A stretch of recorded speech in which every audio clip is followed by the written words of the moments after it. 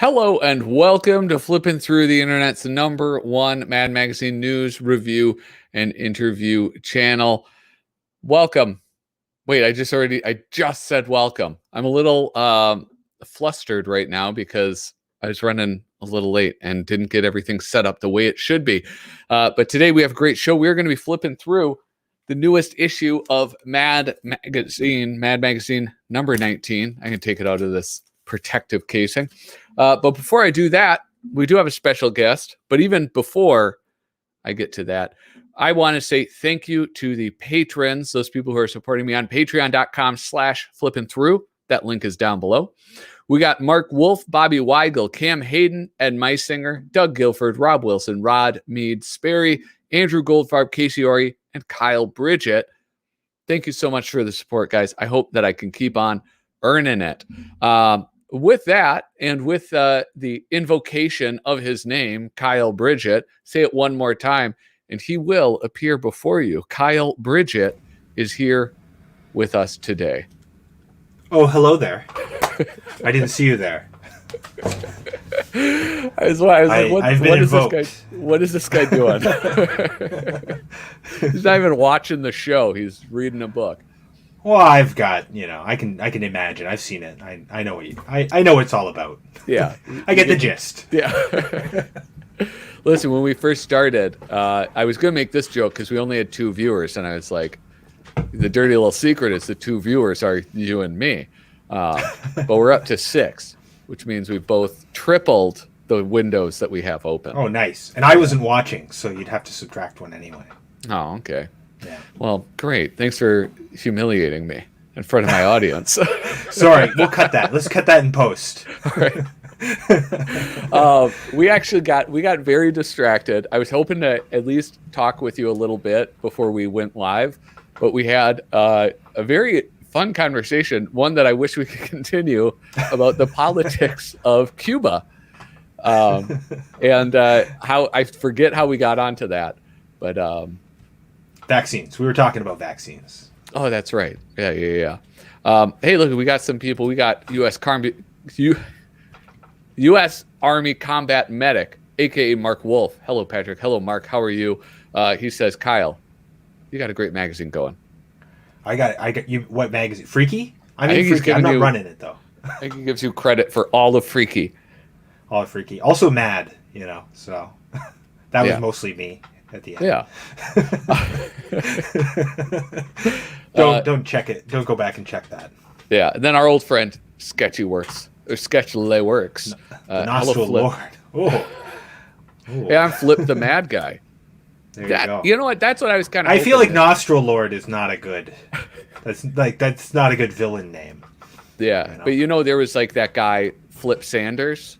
You remember that old entertainer from the '60s?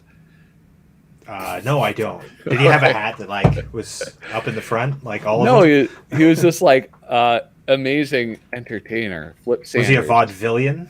No. Oh wait, no, I'm thinking of the wrong guy. I'm thinking of Flip Saunders, but that's not the one I was thinking of. Flip Wilson, that's who I was thinking of. Flip Wilson. Flip Wilson. That's the one. Flip Saunders was a basketball coach. Well, now I just fucked it all up, so I'm not even going to. Is he related to the chicken guy, Colonel Saunders? Yeah, a distant cousin. The colonel lost the U. He said it sounded too European. Casey Ori, what's up, guys? What's up with you, man? Asking the tough questions. Yeah, not much. I'll tell you what irritates me. If you don't work with kids, you don't know the feeling of irritation I'm about to explain, which is when you say, "What's up?" and they say, "The sky." And nothing makes me more furious as to when a child says that to me. Yeah. Because here I am. Yeah, there's no comeback. There's no comeback. Yeah. It's like, okay. If it was an adult, you could start a fight or something, but... Or I could be like, fuck off. Yeah. I can't say that. But, hey, one thing I did want to talk about, you're always reading some good stuff. You got your nose in those books. Contemporary subjects. What are you reading? What are you reading? Do you know what am I reading? Yeah. I do know how to read. Some some languages. I just pretty much finished the. Whoa! What are you reading?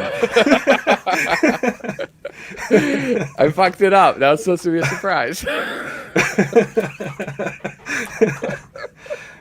Now, is it a sincere question? Now, I don't know.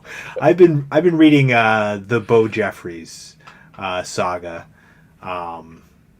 which is like an Alan Moore and Steve Parkhouse. I can't remember his first name, and it's got a library sticker over it. Yeah, I bought it. It's from a library, but it's not like I don't have to return it. I own it. It's discarded. So it's stolen.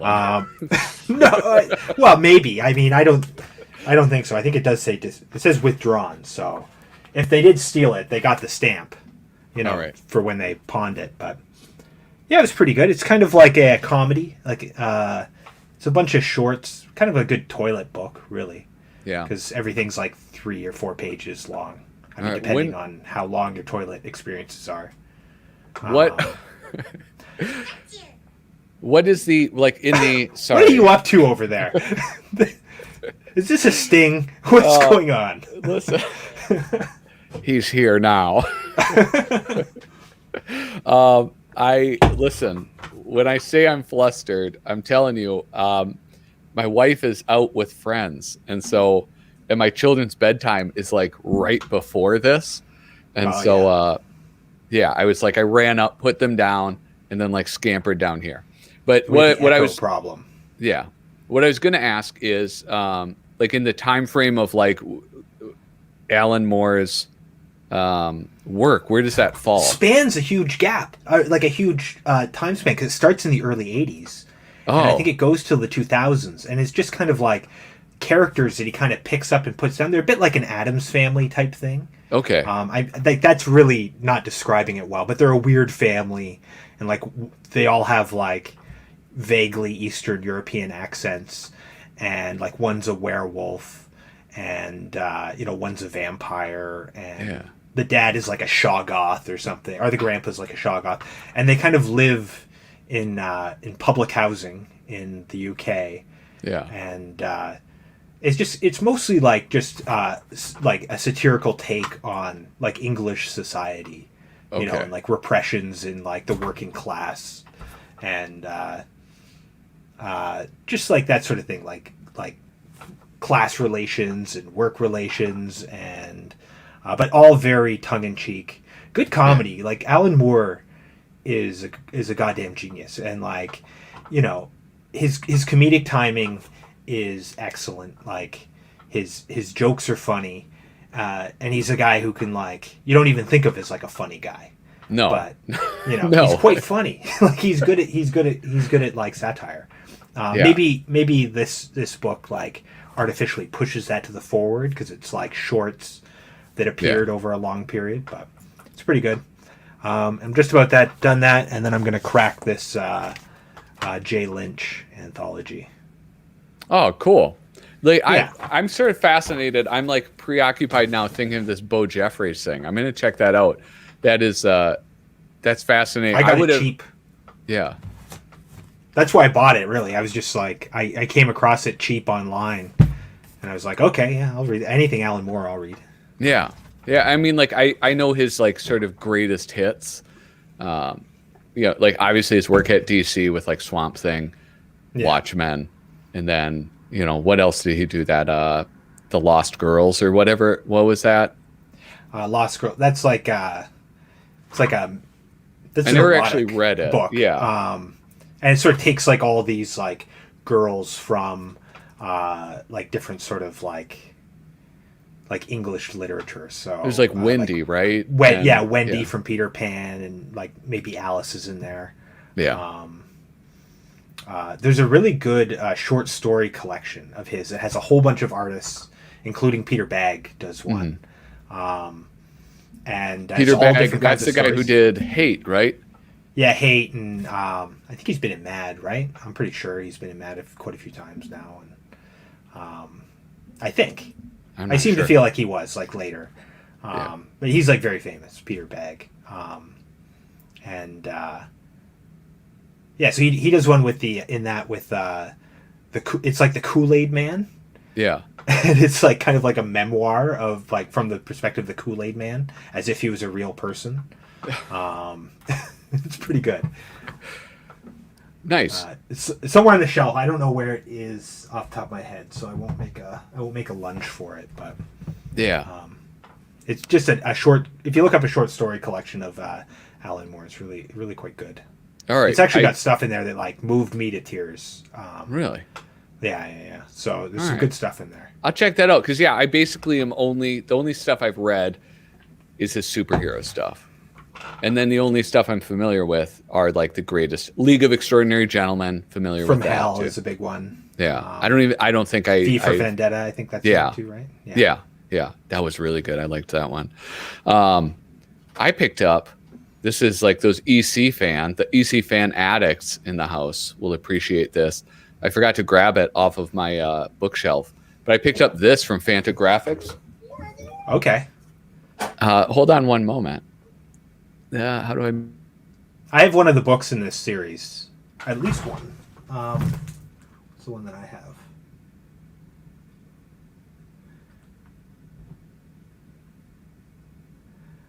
It's an L. Feldstein one, is what I have. Is it up top now? Where did I move it to? Anyway, somewhere I have like there's an Al Feldstein one. This one's Kirkstein and Al Feldstein. Yeah. Ray Bradbury. Yeah. Well, and this is I want to get the Ray. Did you say this has some stuff with Ray Bradbury in it? Did the Feldstein one have more? I haven't actually read it yet. I was actually trying to order one of the Will Elder ones, and okay. the company I ordered it from sent me the wrong one. They sent me this Al Feldstein one, and I contacted them and said like, "Hey, it's a really nice book, but it's not what I ordered." And they said, "Okay, sorry, we'll send you out the correct one." And then they sent me another copy of that one. And then when I contacted them, I was like, "I'm sorry, man, but this happened." They just said, "Okay, we'll give you back your money." Nice. Did you have to send back the books? No, I got two copies of it. I gave one away. The other one's somewhere on my shelf. Oh, there it is. Child of Tomorrow. Yeah. It looks just like that. Yeah, it's like I'm gonna keep talking. These things are so nice. These things are so nice. The quality is superb. Here, I'll put you on the. Here's my thing. Here we go. Yeah, hold that up real quick. They're very nice. They're black and white. Yeah. Which is like that's better than doing a digital coloring. But they are nice. They have a nice weight. They've got a cool thing where they're kind of like canvas texture here and and then you have that overlay in the middle. I think with the Krigstein one, it was it's so I really appreciate just it being black and white because it's really cool to see his style. It's just I love it. I had never heard of him. I saw that somebody recommended it. And I was like, yeah, that looks pretty wild. And I'm very glad that I bought it because it's just the way he draws is kind of mind-boggling. It's I don't know. I haven't really seen the use of materials like he'll like overlay the duotone or zipatone shades to create these cool geometric patterns, and I don't know. It's really neat. That's cool. I think the one I was trying to get was like 10 Million Year Picnic or something. But ultimately, I didn't even really want it after I ordered it because I realized I had a bunch of it because I think there's some Mad stuff in there and some Panic stuff in there. Oh, okay. So, and I have a couple EC collections too, so it was no big loss. It was a big win, really. So I got two books, and I didn't get the book that I regretted buying after I purchased it. So yeah. Well, I guess I can't really complain. Yeah. Hey, well, they're nice though. Yeah, listen, I'm going to casually transition to a new topic. Okay. All right. Do you see how well Is that this went? one going to be as cutting as what are you reading? Yeah. It's going to make you really look deep into your soul. I really do like the what are you reading question. Like that's something I always forget to ask people right away. Yeah, well, and it's like I always end up learning about stuff, and then also I get to talk about myself, which I also enjoy. Yeah. But you have a YouTube channel. I do. Yeah. And in fact, if you want to, like right now, this is Sorry, I got to clean these. Yeah, you have a brilliant YouTube channel where you are live streaming like 3 days a week, right? Yeah, and it is indeed brilliant. It That's the is. exact word I would use to describe it myself. Yeah, it's the nostril zone. It's the nostril zone, yeah. So my company, I'm a cartoonist. Um, you might know me from Mad Magazine and Freaky Magazine, or from this channel. Probably, if you know me from this channel. If you're watching, You sell yourself short. But I draw cartoons. I'm working on a comic right now, and sometimes I work on some other stuff. And sometimes I just look at comics. And it's basically what I would be doing during that 2 hour period anyway. Only I'm talking and we have an intermission with a gold cartoon usually. And my company is called Little Cozy Nostril Enterprises. So this is called The Nostril Zone. And we're live every Sunday, Tuesday, and Thursday from 8 to 10 p.m. Central Time on YouTube. Perhaps the link will be in the show description. It absolutely is. If they scroll Awesome. down, they'll be able to click that link and check out your channel right now. Awesome. I'm not live right now on that channel. I'm live on this channel currently. But yeah, tune in. I just do whatever, and I play up the chat. I have a live doodle going too. I start with a live doodle, and then anyone can join in. Sometimes I jump back in, but usually I'm busy. Well, and that's like something that I like about like a lot of artists do the draw streams where they go. And like one of the things that I've enjoyed about your live streams in particular is where like I don't know if you've done this recently, but where you'll hop into the live drawing too. And so you'll be drawing and then you get to see other people's drawings slowly appear and interact with yours, or like you start drawing around theirs, and it's pretty fun. And I will do that on occasion. You got to line up some people who will doodle. Usually it's just Sketchy Works. Not to depreciate Sketchy Works' doodles, because he's a good doodler, but not every show is it really busy. But I mean, you could show up and make it a busy doodle. Yeah. You know? So absolutely. I put the link in the chat and anyone can join in. Awesome. I think it's full. I started a new one. And we have I'm coming on your show next Tuesday, right? That's true. On Tuesday, the Flippin' Through guy is. Did you say he missed my stream last night? His shoulder's killing him. It's probably the guilt. It's probably the guilt of missing a show. I mean, I know I feel guilty if I miss one. Yeah. I lost my train of thought. Yeah, so Tuesday you're coming on, and we're going to look at some old comics that are related to Mad. In that, I've got a bunch of stuff lined up that'll have like Mad artists that were doing other comics in the Golden Age. So I've got some Dave Berg. I've got some my man. Yeah. Well, you can see what he's doing when he's not doing the lighter side of. Yeah. Back when he was trying. I don't know that he wasn't trying. I don't know. I stand by Dave Berg. I think he's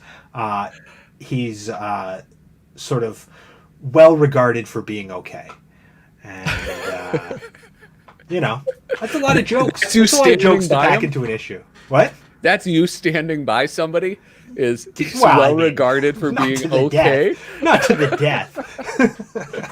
No, I'm not going to die on the Dave Berg hill, but I'll sign a petition if. Well, that's I don't good have to know. Go anywhere. If you ever say like, "Hey, I got your back," I know exactly what to expect. Oh wow. Well, yeah, exactly. So next Tuesday, what is that? May 11th. May 11th. I'm going to be there. We're going to look at some stuff.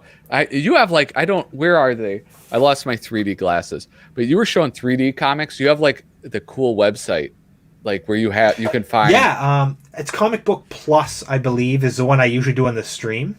Yeah. There you go. I don't have any, so we probably won't look at any of those. Oh man. I should get a pair. Otherwise, how are you going to read your copies of Radioactive Black Belt Hamsters? Exactly, yeah. I don't know. You got to have some of those. I wouldn't know what to do with myself if I couldn't read that.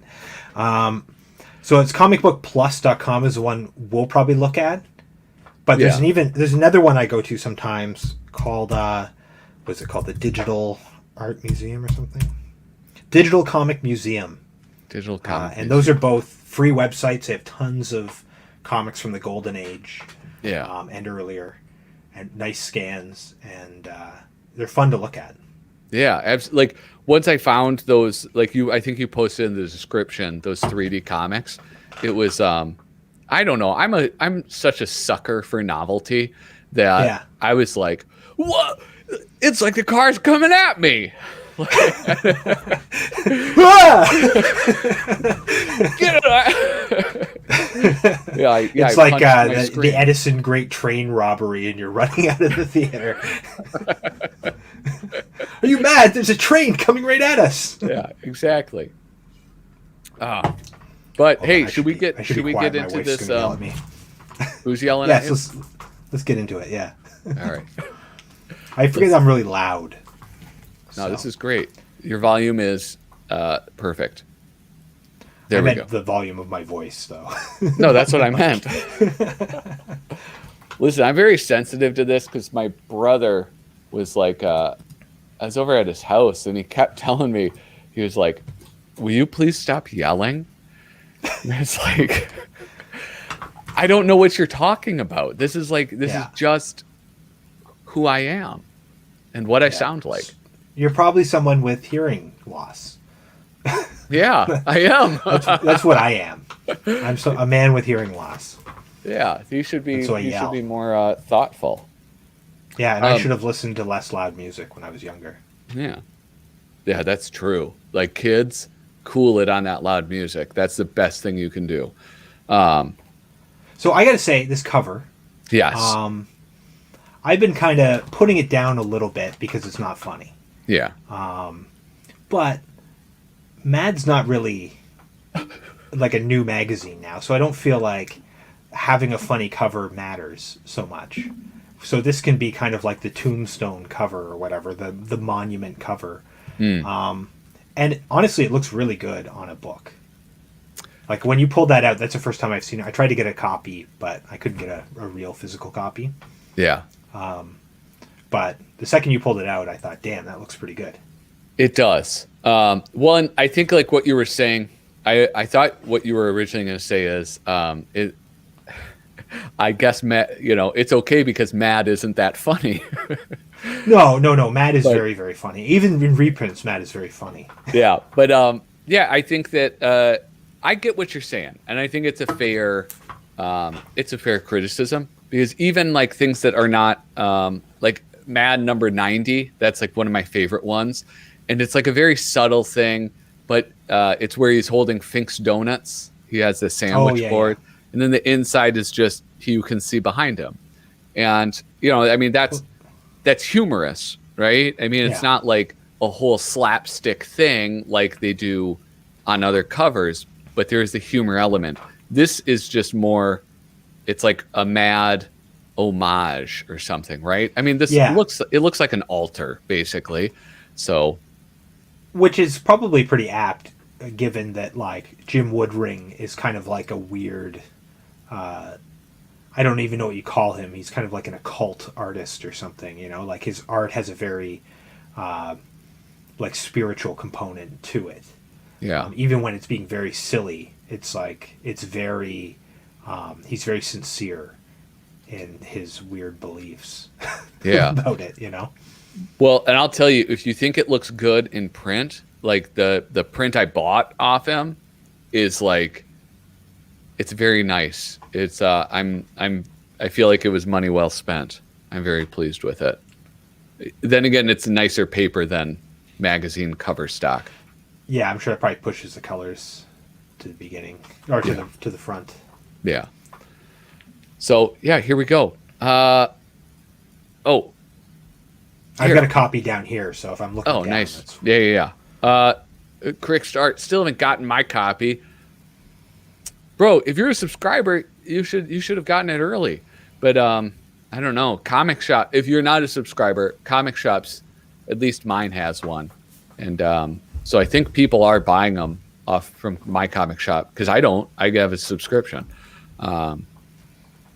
Yeah. I hope people are buying them from the comic store. I just feel like it's a different thing now. Yeah. Like it's hard for me to think of it as like the latest issue of Mad. Or that's usually what I call it, not the newest issue, but the latest issue. Yeah, that's I put in the thumbnail very cleverly. I put new in quotation marks, you know. I'm a clever person, and so I noticed that.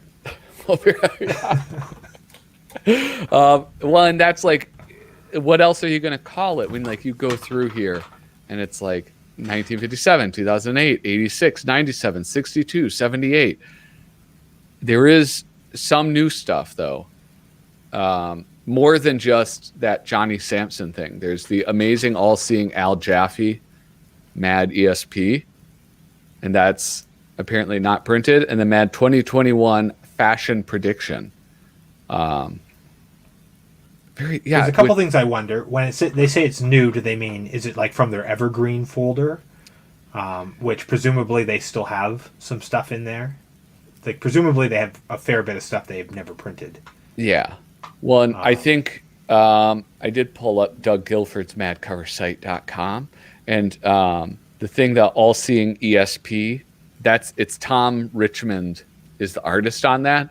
And I mean, he said a while ago he's not been commissioned for new stuff. And I think he did say though he had a new piece in Mad though. Yeah. So I remember seeing that popping up on Facebook. Okay.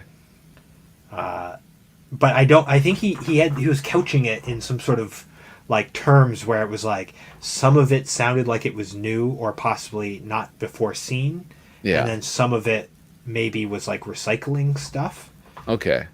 It's kind of bizarre, but I guess it's new pages. Yeah. It kind of doesn't. I've flipped through this and it kind of didn't really seem like a new thing. It was more like an article than like a Mad bit, you know? Yeah. Which I guess that's something they're going to be doing more of now, presumably, since it's kind of a nostalgia mag. Yeah, absolutely. Well, and it's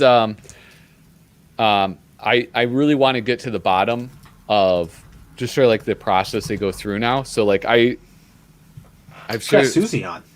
Well, yeah, that's precisely what I'm trying to do. I reached out to Susie through a third party, and I was just like, hey, I would like to have her on to talk.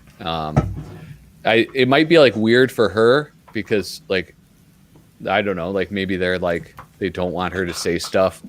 I mean, you're not, this isn't the Manhattan Project. So I can't imagine they're going to be like, our trade secrets, you know? You could also like send her questions or something ahead of time. Yeah. Yeah. Well, and it's like, I try to be, it was like with Bill Morrison, like when I spoken with him, he was like, hey, can we not talk about my departure? And I was like, yeah, absolutely. You know, I'm not trying to, I want this to be like a positive experience. And I'm not going to I'm not that into getting the scoop, you know? I'd rather just have a nice conversation about Mad and your experience. When you're doing the interview, you're not Max Korn, you know? Oh, yeah. Max Korn that's when you're doing hard cutting news, you know? Listen, if Max Korn was there, Bill Morrison would have left in tears. All right? Yeah. I'm just saying. Okay? How about this? Artist Wally Wood. That's a name I don't see in the issues I flip through all that often. I mean, I don't think he has that many like more contemporary contributions. No. But I mean, he definitely wasn't in the magazine much when I was reading it. I mean, I recognize his art from the magazine because obviously there's the odd reprint. Yeah. But he's mainly known for his Mad contributions to the first 30 issues or less, you know? Yeah. That's what I think of him, you know, in terms of his relationship to Mad. But he's integral to the product of Mad and what it became, you know?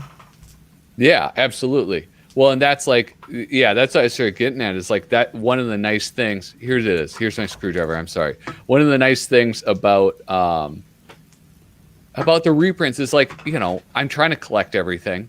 But until I do, I don't really have easy access to the Wallace Wood stuff. Oh, come on! You've got the Mad Archives. Oh yeah, I always forget I have them on the shelf. That is like those 4 books are like the most read books on my shelf. Oh yeah. I always sure. forget that I have it. I got to get my book stand out, and yeah. All right, good point. You have like an older copy than I have, but yeah. I'm sorry, mine are the Russ Cochran ones. But yeah, I don't have any like of the original issues with him. There's probably the odd thing. But yeah, he really brought the like trying to draw in the style of another artist and sort of do the fake out.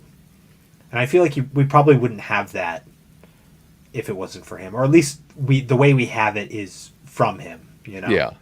Maybe someone else would have done it, because I mean, other artists did it as well, but he's kind of known for that, being a bit of a chameleon. Yeah. And I mean, like, even in this, there's like so many cool styles that he uses. Well, I would say this is closer to his regular style. Like, I look at these aliens here, the faces on with the big eyes. There's something about like the sort of like the shape relationships in the face structure. Same as like the women, like the sort of like, especially this woman here with like the unfair sign. Like, that's like very much a Wally Wood girl. But yeah. And then there's so much in each panel, so many details. I know, like, that's sometimes with these older artists, it's like I stop talking, I forget that this is like, people are not just watching, they're like listening. And so I'll just like not say anything. And it's like, I'm just reading all of these like little books to figure out the gags that he's hidden in there. Well, he's got chicken fat X2 in the first panel here in one of these beakers. So. Oh yeah. Yeah. Oh, I won't be able to zoom into that. Yeah. Love Wally Wood. Yeah. I don't think he's a great writer, but he's an excellent artist. Yeah. He's an interesting writer. Like, his work is interesting conceptually, but. Well, I mean, I can't think of something that he's written, I guess. Like, I mean, wasn't Kurtzman writing most of the comic stuff? The Mad stuff, yeah, for sure. But then he did a lot of work in, what's it called? Wit's End. It's a publication that he was in.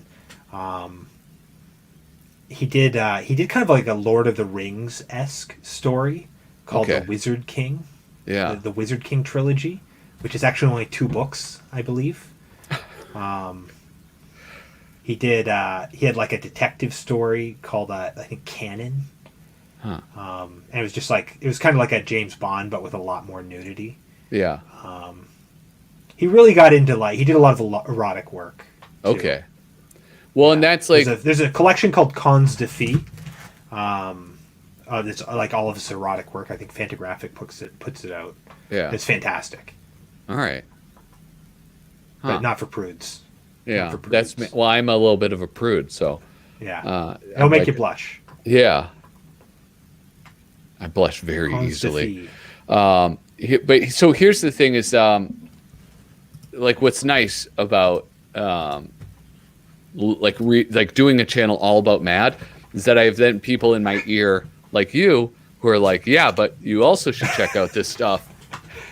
I'm like an irritating kid that knows everything about like He-Man or something, and it's just like, and then Skeletor did this, and then I love talking about Mad. Yeah, but here's the problem. Here's the problem with like the way I process and like what my brain is able to take in is that whenever you start going on the and thens, I'm still stuck at the first one. Shut up! Shut up! I don't mean to quote my wife, but oh, hey, look, we got some more viewers in. We're up to 10 viewers. Holy smokes. They need to bring back the letters and tomatoes department. Current letters with snarky responses will make it feel more like a new magazine. Yeah, man, that's like a good point.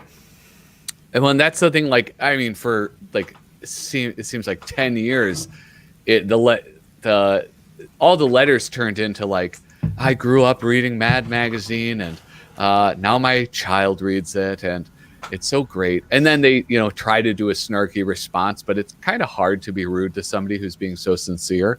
Yeah. I much prefer the old letters department where they were like, your magazine sucks. Like, those were the best ones. I didn't really read the letters department very much. yeah. I know you love it. You're like, you Yeah, get right I into do. it. You're always excited to see a letters page. Yeah, and especially when I can, because I just sort of like scan it real quick, and I try to find those things where it's like, hey, so Jaffe did this, but Jaffe's a dummy, And it's like, I like that. I really like that that sort of attitude that they had early on to like, let's publish the negative statements or comments Yeah. about it. Yeah. So I think they must have made up some of those too, though. Obviously, I hope so. Wait, no, I So I'm hope pretty not. sure, I say I like- hope not. I don't know. I feel like you can find like there's probably a letters page in like Mad Number One. Yeah. So where'd they get those letters? They had letters in the. I'm pretty sure they start like the new Mad. The first time they did the new Mad when they became a magazine. Yeah. Whatever that is, 24 or whatever. I'm pretty sure it starts with letters about Yeah. the magazine. It's like, who's writing letters? Like, it seems like there's a different audience they were going for. So Yeah. But I mean, Panic had a letters page. yeah, I mean, maybe they didn't need it because EC was like you started by saying the EC fan club. Yeah. And that was huge. Like there was all kinds of people that were reading all the different EC publications, Yeah. and you really see it in like this. Like I'm about to read some Jay Lynch. You really see it in like that sort of like next generation of underground cartoonists Mhm. that are all inspired by different EC artists. Yeah. You have like Crumb, who's like all mad, but then you've got like, Spain, who's all like, like the violent horror comics, or Yeah. different people were sort of inspired by different EC brands. Well, and that's They're all like, part of one family.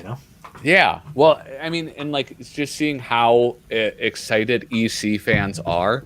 Like, I'm on a Facebook group, the EC Fan Addict Club.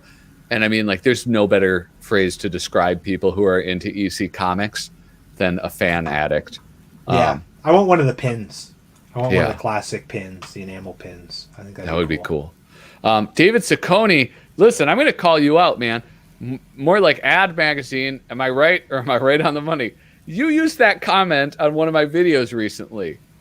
You can't be recycling your content. I also want to push back on that a little bit because I had that opinion of Mad in the early 2000s when they took on advertising, and I would kind of like I'd already sort of drifted away, and I would just pick it up randomly, and I was pretty disgusted by the amount of ads. But when I got back into Mad, probably like 2014, 2015, there was hardly any ads. Like they really came around and made a comeback. So, I mean, how many ads are in this Mad magazine? I'm going to say 0. Yeah, Yeah. so I kind of feel like that idea that it's all ads is kind of a holdover from a time when that statement was true. But I think now it's not so true. Yeah. Ads never bothered me as long as they kept the magazine alive. Yeah, I don't know what the situation was when they first put the ads in. I mean, there is something like reading an old comic book and seeing the ads. There's something enjoyable about that because you get the context of like when the magazine or the comic was out, and I'm amused by it. And at this, I think I was very annoyed at first, but Yeah. through some of my flip throughs, Looking back, ads are fun. Yeah. But I will say, if you grew up at a time reading Mad and it was like very formative for you at a time when it didn't have ads, then there's kind of a violation of trust there to start having ads. Because that's the thing, is when you have ads, the intention of the magazine changes. It's about Yeah. selling ad space, and so the work can't be as sincere. It has to be self-censored in a way, and that's part of the reason that I think Gaines didn't have ads for like most of the magazine's run. Yeah. And you know, for me growing up in like the 80s, in like the sort of like after all the like Reagan era, you know, cutting of regulations about like advertising to kids, Mad was like really something that was sincere and didn't try to sell me anything except for itself. Yeah. And so that like is a that's like a trust that sort of I had with Mad, and to sort of see that change sort of does feel a bit like a betrayal. So I was quite disgusted for years, but then when I Yeah. went back and looked at it, and you know, there was maybe be like one ad for like a DC product or something, or an often none. Yeah. I mean, I sort of lightened up on it. Yeah, well, yeah, I'll tell you what irritates me more than the ads ever did, and that was when they would have the letters, and it would say, everybody who got a letter is being sent like season 1 of Lost, and all of this like weird swag that was like this weird vertical integration, and that was more annoying to me for some reason than accepting like money from corn nuts, you know. There was one time, I think it was a Mad I picked up. It must have been, you know, around 2004, 2005. And they had like some ad that was sort of framed like an article. And it Yeah. was sort of telling you the new video games and the new things that you should buy. And to me, that felt the most disgusting, because it was like, here it's like they're becoming like shills for products, and they're doing this native advertising. Yeah. And that's a problem. I remember the first time I saw an ad in Mad, I opened it up. It was for Yoo-Hoo. And it was this beautiful Sergio Aragonés illustration. And it took me a Oh. while to figure out that this was an ad. I was like, why are they using the real product name? You know, Yeah. what's going on? What is this about? Was there a Yoo-Hoo Woodstock? Which was like kind of the concept for the art. And it took me like a minute or two to figure out, oh, this is an ad. They have advertising now. They went color, and now they have ads. Yeah. And then also, I feel like the magazine got smaller too. Yeah. That's like these ones that I did. Well, this is a little spoiler for tomorrow. The monkey issue. Because after I did this, I was like, Yeah. this I got to give the immediate following one a chance, just because I was so bad. But yeah, it is notably thinner. And I do Yeah. want to do this. I want to highlight Doug Guilford. Doug Guilford from madcoversite.com. Yeah, color costs money. Yeah, for sure. Yeah. I was actually on in the nostril zone the other day. We were flipping through some Cracked magazines from the end of the run of Cracked, Yeah. which I was interested to learn that Cracked died and then had a rebirth as like a Maxim like magazine for 3 issues. Really? And then died completely. But sort of the stuff they did after Mad went color, which I guess forced them to go color and glossy paper, is that like half the magazine would be black and white still.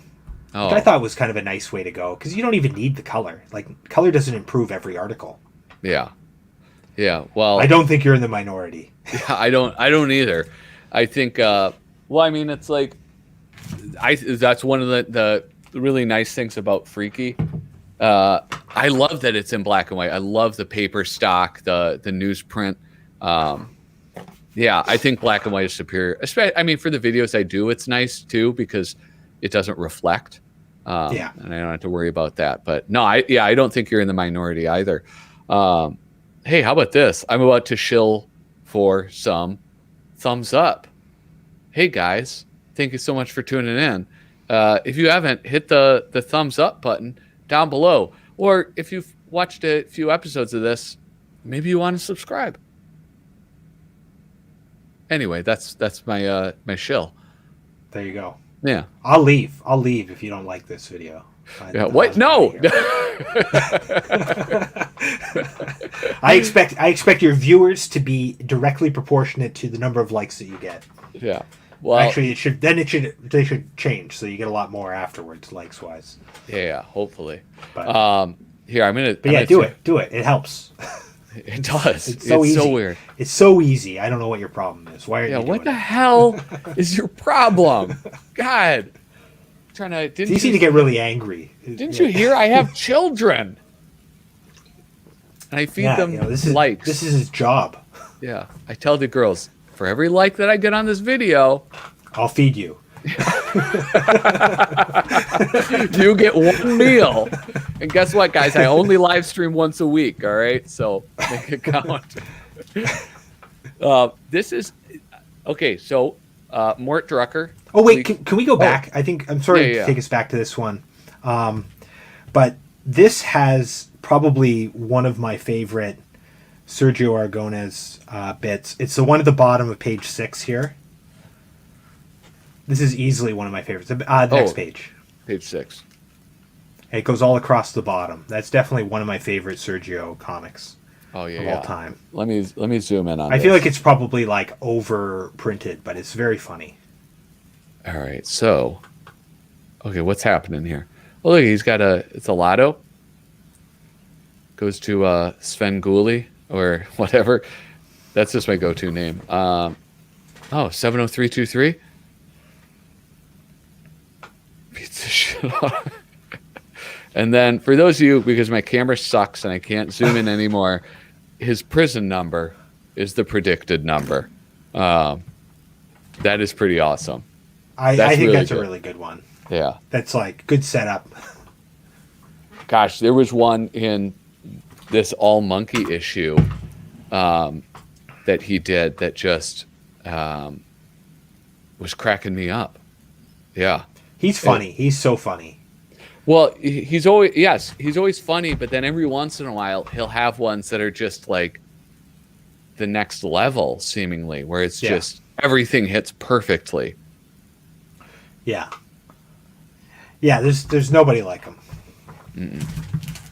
Oh, jeez. So this is like they don't officially say what issue this is, but it seems to be like the future prediction issue. It's like the Destiny issue or something. I don't know. No, Mad predicts the future. Predicts the future, okay. Yeah. See, so things about the future, things about predicting. Yeah. Man, I thought you said you could read. I can. I mean, that's not really a clear theme. I don't know. Yeah. I mean, say like this issue. Yeah. Well, it's like they have the sports issue coming up, right? And I think they're going to be... Did Matt do enough sports stuff to fill an issue? Yeah. They're going to have... like... over... I bet you... Just bouncing off each other, I bet we could come up with enough about sports. Oh, well, there's the 42-man Squamish. That'll be in there, right? They did a whole wrestling super special, so there's tons of wrestling material. That's true. Scuba diving was really big in the 60s, so they have a bunch of that. I feel like they're going to stretch if they're going with scuba diving. But, there's movies. They probably did Rudy or something, or like some other sports movie. Yeah. I don't know. I'm sure they have enough, but I feel like it's one I wouldn't care about. I feel like you take a risk with when you have a magazine like Mad, what your readership is, and you're like, sports. The thing that our well-adjusted readers participate in. Honestly, like when I saw that, I was like, sports? Like that's the third compilation that you're doing? Like how long can this theme approach last? Yeah. You know, they're going to have to do like March or something, like all our March issues. Like, here's something from each season. All right. Well, here's a good point from Doug Guilford. That's true. Yeah. Yeah. Jack Davis does. Yeah. Maybe I'm just projecting my own sports insecurities onto all readers. Yeah. I don't like sports. I don't like sports. Listen, I'll tell you what I'm real good at. Foursquare. I like bowling. Bowling's fun. Bowling is awesome. Yeah. Bowling is a delight. Look, we're getting... Oh, look at GrewTube. Have you seen this guy's channel? Kyle Bridgett? Oh, it's this GrewTube. I just subscribed, but I haven't really watched any just yet. Yeah. Listen, I thought I had the most niche YouTube channel. Then this guy comes in and shows me up by going all GrewTube. It's great though. He has some really good stuff. He just did a thing where he designed a what do you call it? What are those dolls I hate? Um, like a pop figure, but for Gru. Like a voodoo doll. No, no, no, no. The pop Brats. figure. Brats. Boglins. Is this working? Can you hear me? You're talking about Funko Pops. You're talking about Funko Pops. Yeah, Funko Pops. Anyway, I hate Funko Pops, but it turned out really cool. It was a cool concept art that he came up with. So I like Gru. I just read a whole bunch of Gru in the last like 6 months. I read like all of the Pacific Run, and then the first like few issues and a bunch of other like trades from various periods, and the graphic novels. And it's fantastic. Like every issue of Gru made me laugh, which is more than a lot of comedy books, can say. Yeah. Laugh out loud. I mean, like, I don't have to laugh out loud at a comedy book. I can chuckle, but every Gru makes me laugh. How many comedy comics are like? How many big ones are there? Big ones like everything Crumb did. All the underground comics. Most of them are humorous. Okay. Okay. I'm looking like an asshole. Okay. I'm trying to think of other things that are humorous. Yeah. The Bo Jeffrey saga, the thing I said off the top. Yeah. I read a lot of Hunt Emerson. I read a lot of humor. All right. Because I guess my thing. Yeah. Well, and I like read mostly superhero stuff, like that sort of DC Marvel fare. But it's like when like comic book artists try to write comedy into their books, it's like they fail so often. Yeah. Yeah, like especially because people will be like, "Oh, I'm writing Spider-Man or Deadpool, and I'm gonna have them say something funny," and it's never funny. They're never funny when they do that. I never found Deadpool to be very funny. I like I saw that Harley Quinn TV series though. I thought that was very funny. I heard that was quite good. I haven't seen it though. It's quite good, yeah. But I mean, it's kind of like doing like The Tick type thing, where it's like it's all satirical. It's all comedy. Yeah. It's all jokes. Even though there's action and everything, which is like good comedy. That's the thing that good comedy often doesn't, or bad comedy doesn't do, is like it misses like the action and the adventure and like the seriousness, right? Like you still need all that to have like really good humor. Yeah. Yeah. Well, it's almost like with comedic if it's relief. Satire anyway. Yeah. Well, like if you have like in a serious movie, you have comedic relief. It's like in a comedy movie, you have to have like some emotional relief to offset the comedy. Like, nothing really works where it's just. You need like a plot that all needs to be taken seriously, like, and then you can kind of like fit your jokes into that. And there's can be humor in the structure, but you need that, and a lot of like humor fails that. It's just like jokes. It's like Freddy got fingered or something. Yeah. Or, well, here's somebody that was all jokes, but I guess it works. Like the Marx Brothers, right? Well, they're vaudevillians. Yeah. That's the second time I've said that, actually, that word in this stream. How do you squeeze that into a conversation twice? I think it's one of those words where I try to squeeze it in wherever I can. Well, you've done a masterful job. It makes me think of there's a good Kids in the Hall sketch where they're like doing like it's vaudevillians. Yeah. And like they're trying to do like the Abbott and Costello routine, but the straight man keeps ruining all the jokes.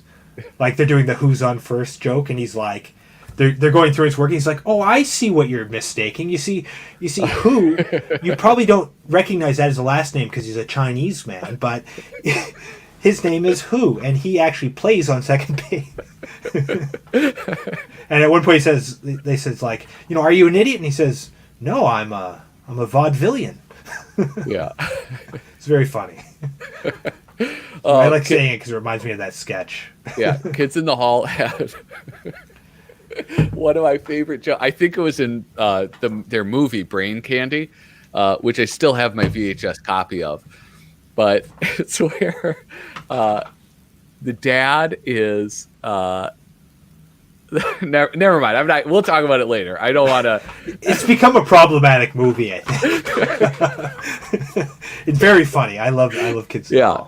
All right. Yeah. And that's a good wholesome Canadian humor. yeah, and this is a family show, so we're gonna keep it keep trucking. I don't know what I'm saying, Kyle. Your art style is right up my alley. Sub to your channel as I'm listening to you guys. I'm flattered. You inspire me. Please, I'll take any compliments anyone wants to give me.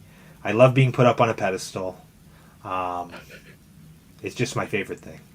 Yeah. I can't get enough of it. I wouldn't be an artist if I didn't want compliments. Yeah. Well, hey, okay. That's true. Yeah, Duck Soup is like that. Yeah, and that's what I was getting at is like that. But, it works because it's like you sort of accept it for what it is. And that doesn't work now because our idea of what comedy is has moved on, right? So you couldn't do something like that because people's sensibilities are different. But that comes from a time when you had to like keep things rolling or else people would pelt you with vegetables. Yeah. Or they would remember how depressing their lives were and start weeping. Yeah, exactly. So like that's a different you need to be a different person to really appreciate that, I like the Marx Brothers, but yeah, I don't compare like the Marx Brothers to like I don't know, some other like great like modern comedic thing like Adam Sandler. Oh yes, the pillar of the comedic arts. All right, let's get back. He's to a modern. Magazine. He's like it's like the modern Commedia dell'arts with that guy.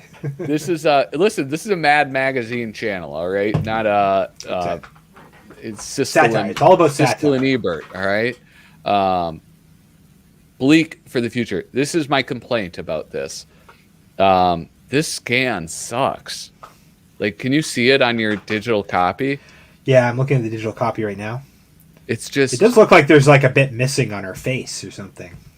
There's just like details everywhere that are just like, I don't know, they're just missing. And that's a bummer. But I guess, they don't have the originals, so they're scanning a magazine, presumably, to get that. Why wouldn't they have the originals? So when is this from? I don't know, 83? The only reason they wouldn't have the originals is if they sold it, because at that point, 86. Gaines like bought your original art. Yeah, but I'm assuming like all of that stuff got sold, but yeah, maybe along with the copper pipes and like wiring. But I don't know. Maybe Annie Gaines has all of this stuff. Who knows? Yeah. But like, it's hard to tell on my copy if this is a good scan or not because I'm not looking at the paper. Yeah. But I could see where it might not be. I guess on this, like page 8 in the bottom right hand corner, it's just. Although, you know what? I don't know. Look at around in the top panel there on the left. Look at the ink around Doc Brown's head. Like, it's not flat. These blacks aren't flat. It looks like you can see the brush strokes painted in. Mm-hmm. So I wonder if this is, like, photographed from the original and not, like, flattened out. And then maybe it's just not a good photograph, or maybe the originals didn't age well. Yeah. All right. And they just tried to, like, color correct it or something? Yeah, but, maybe they just put it in black and white and then not everything... But I don't feel like Mad usually would have that. Normally, if this was a black, it would be flat. Yeah. Because that's what you would do. You would do like... Oh, I was looking at the wrong side. I was looking at the wrong side entirely. You see what I'm talking about over there? How you can see like... Yeah, I see where you exactly. Can see like the black isn't even. That's from the brush, Yeah, and it almost looks like there was like white around out his head, you can or see something. where they've gone in. Yeah. That's what I'm wondering about on her face, if maybe there's something that's aged not so well. Yeah, that's fat. Okay. Yeah, because that would not show up in the normal issue of it. I don't think so. No. Okay. Do you have the issue handy? Probably not. No, I don't have it handy. That's a stream you should do sometime. Is 260. Like compare some of these prints to like the originals. That would be fun. Yeah. You'd need a better camera. Yeah, that is true. Hey, this is 720 Ps. So, for what that's worth. That's a lot of peas. Yeah. But yeah, I don't know. That's like a full bag of peas, probably. Yeah. Yeah, I don't know. It's like where's the brief? She's got a button on that says "Where's the brief?" wait. Oh. But like that, like I don't know, it seems, but here you have like the shading in here. You can see you can kind of see the brush strokes, or I don't know. I'm going to have to investigate this further. It could be from photos that faded over time. Sometimes the inks, like if you use different inks, they don't all like survive in the same way. Yeah. The paper could have yellowed significantly, and then when you try to put it in black and white, you lose some of the contrast. Yeah. See, that's like, I don't know about any of that stuff. And look at this. It might have been wise for that one to actually colorize it. Like that might have been one that it would have been worth. I mean, they're not in the business of paying anybody to do new work, but like that would be like a worthwhile thing maybe to like pay someone who's good at doing coloring to like do something new with that. Yeah. Here's Clown Nookie. I just read this username. Clown Nookie. In my copy, it looks like it was Xeroxed. I think that's the word I was going for. It looks like... The thing is, when you Xerox, you flatten out those blacks. Like, all those areas of black, they become either black or white. Okay. So a lot of times, like, when you look at original art, you have those variations of black, and the artists don't, like, care, because when you throw it on a photocopier, it goes, like, either black or white, you know? Oh, and there's, like, a limited range of grays. Yeah. Here's something very interesting. Maybe mildly interesting. Still trying to get the subscriptions.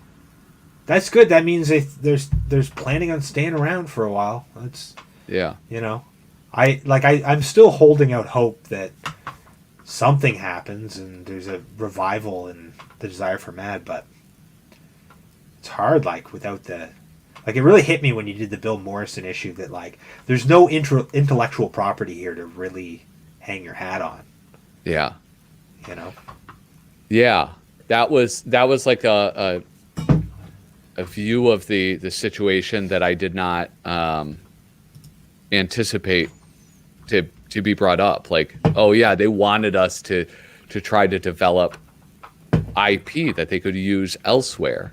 Well, and I mean that gave me regrets because I had a project that I was considering pitching to them, and I was like, nah, this is too much of an original thing. Like they're not going to be interested.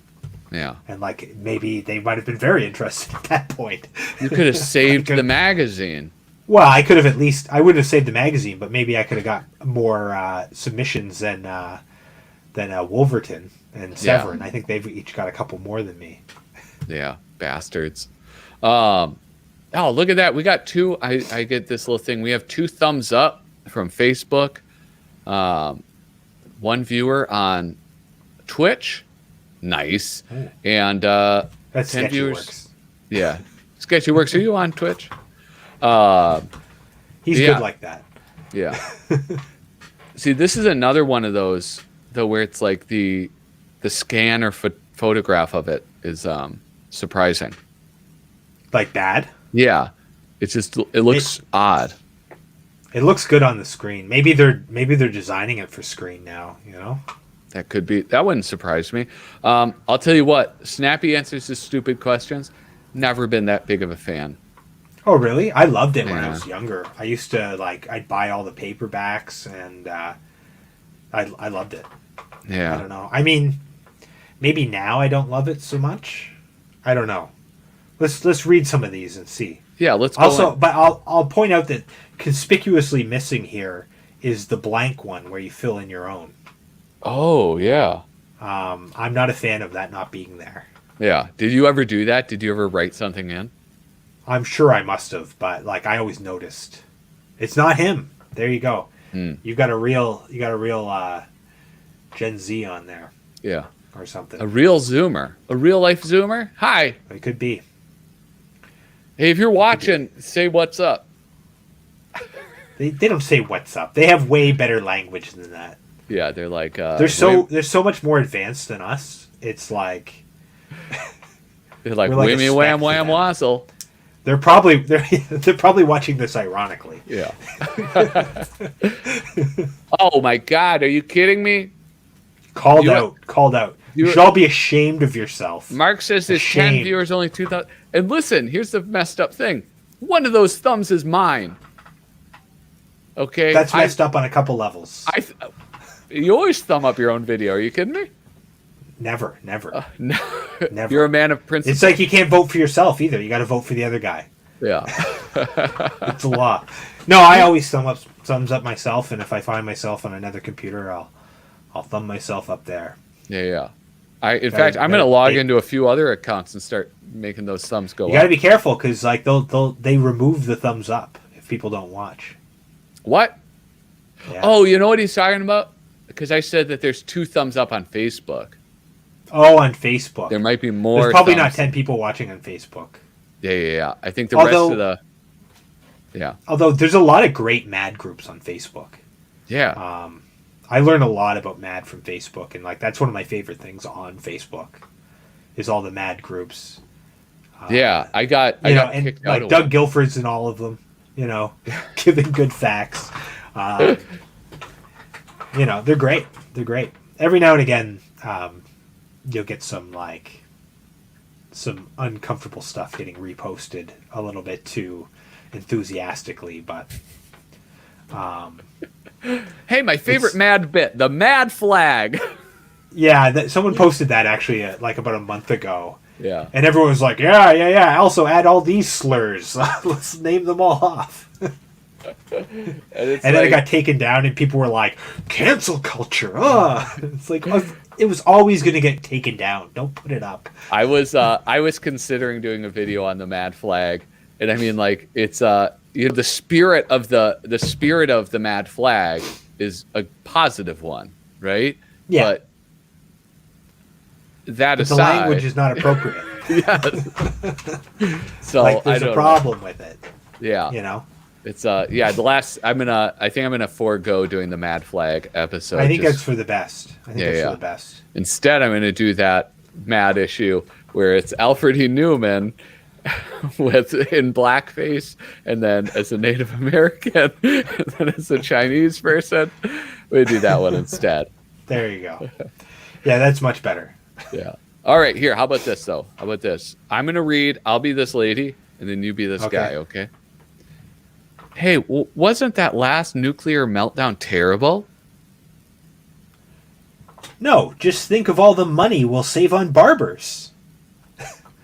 No, I was sick of all those filthy fish messing up our river. That's pretty good. That is, yeah. No, as long as nuclear power can lower my heating bill by 65 cents a month, I'm all for it. Now that's mean- some fear mongering right there. Yeah, that's not the best one I've ever read. My favorite one is it's the girl, she's in the bathtub, and the mom's sticking her head in and saying, like, are you taking a bath? And she says something like, at least one is about, like, no, like, her bladder just exploded or something. Yeah. But I loved them. I loved snappy answers when I was a kid, and I love Jaffe's art anyway, so. Yeah. I always liked it when it was some fancy woman with like a mink stole, and she was asking something of like a bum, and he really gave it to her. Who's this artist? Who is this guy again? That's Duck Edwing, isn't it? Oh yeah, that is. Why don't I It's his recognize signature his there. stuff? I just It totally actually didn't. looks odd. I wonder if it's old or something. It looks cruder than his later style. Yeah. So either it's very early in him actually drawing, because he was a writer for years before he was an artist Yeah. at Mad, or it's very late and he's like a shell of the man that he was or something. But Yeah. the artwork does look unlike his a little bit. Yeah. But I recognize the duck for sure. It's definitely his work. Yeah, absolutely. Yeah, once you pointed it out, it was like, oh, no duh. Did he ever do work for Cracked? Not to my knowledge. I don't know. Duck Edwing was definitely one of my like favorite Mad artists when I was a kid. Yeah. I'm sure I liked him more than Don Martin, and a lot of other things. I used to buy his books all the time. Yeah. His paperbacks. He was so funny, Yeah. and I loved his style. It really appealed to me as like, you know, a kid who didn't have like much talent yet. You know, and was looking for something that was a little more simple that I could relate to, more attainable. And he's just got a funny style. I think that what's nice about it, I remember liking him too because he would also do like he would have this like recurring cast of characters, right? Like the executioner or the guys in chains. And so it was like I enjoyed that because it was like that felt familiar. None of Don Martin's characters felt familiar in that they were all Don Martin characters, but it wasn't like, oh, there's that guy who showed up in that one other issue. It's like, does that make sense? Don Martin definitely lacked that self-referential flair that he had. Plus, there was always Duck Edwing's signature is the duck. Yeah. You know, so you've always got that duck there too, which I think always sort of like tied them together. Yeah. I saw somebody post online. They were like a picture of his dad's tattoo, and it was the Duck Edwin duck, but in like an executioner's hat. He was like, "What's this from?" I think it has to do with Mad Magazine. There probably is one where the duck is wearing the executioner mask. Yeah, it was pretty awesome. This is funny. You may have been a test tube baby. Do you remember like the sort of moral panic over test tube babies? I like vaguely, but I remember just like not understanding it. Like, but I mean, they were talking about in vitro fertilization, right? Yeah, exactly. Which is like very common now. Yeah. Probably even more so for a couple factors, because now you've got gay marriage is legal, which only happened even in Canada, only happened in like the early 2000s. Yeah. And then also, you know, millennials got screwed over for finances, so a lot of them delayed having families. You know. Yeah. And so then they needed in vitro fertilization. So. Yeah. But I remember in the late 90s, early 2000s, like test tube babies, like that was a funny thing. It was like doing a Judge Ito joke or something, you know? Yeah, it's gonna slay. Yeah. But yeah, the same sort of moral panic was over Dolly the sheep. Right? Do you remember Dolly? Dolly the sheep. Yeah, that was like the cloned sheep. Yeah, they cloned. I preferred the more rock and roll punk rat with an ear on its back. To me, like that, he was the original, and the sheep was kind of like a poser. Yeah, was that real? They put an ear on a rat's with back? an ear on the back. Yeah, I think so. I hope they did. I'd have to check Snopes or something, but I'm pretty sure that was real. Yeah. Yeah, look at he knows how I'm talking. 30-second delay, so this is popping up just right as we're talking about it. Cloning was big too. Yeah, cloning. Now they're cloning everything. I think test tube babies even before cloning. Like test tube babies was like a punchline before cloning was a reality. Yeah, that's so funny though. Test tube baby, and now it has like such a nice thing. I'll tell you what though. I really do like this. This is definitely a classic. Sergio. Yeah. You have like the margins. I love that transition from the curvaceous lady into Mickey Mouse's ears bouncing. Yeah. Well, okay. So there's part of me that's like, that like this is like somewhat depressing because of the reality of Alzheimer's. He's doing ableism. You know? Yeah, but it's also like, it's just so fucking funny. It's clever. Yeah. Oh, is GrooTube still tuned in? I mean, I'll take a picture of that, send it to him. Arroz, camarones, tomatos, pay Marquis. Who's Marquis? You know this is a buddy of his, right? Oh, Mark Evanier. Or sorry, Evanier or something. I always say Evanier, but yeah, I think it's Evanier or something, or Evanier. He pronounces it in the non-French way. Okay. But yeah, it's like he's making a list here, like a Yeah. shopping list or a to-do list. He's playing tic-tac-toe. It's very clever. He's like reverted into drawing Gru. Yes. It's just, yeah, this is so much fun. He can't remember his name at the end. There's a lot to unpack here, really. Yeah. Oh my gosh. Well, yeah, like just this whole thing where it's like just this random cop looking at a guy in a hovering chair. Like, what is that about? There's a kind of dream logic, though, to where everything sort of like connects. In a way, like you can tell what he's doing, in a sense. Yeah. Well, and I enjoy like this where he has like the artist note bleed right there. Well, he's got it at the bottom too. It says top of page, and then he's like spelt his name wrong a few times. He puts the wrong year. Yeah, 2032. Yeah.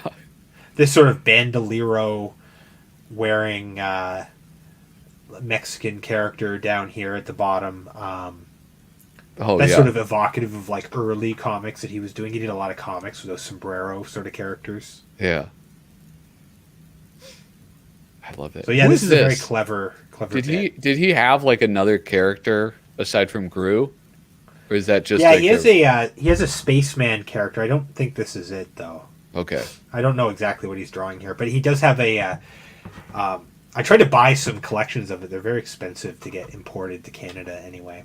Yeah. But he's got some sort of spaceman character. He's like an astronaut, and it's very popular in Europe.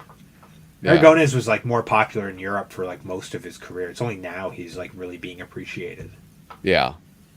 Well, that's when we were on the Gru subject, I've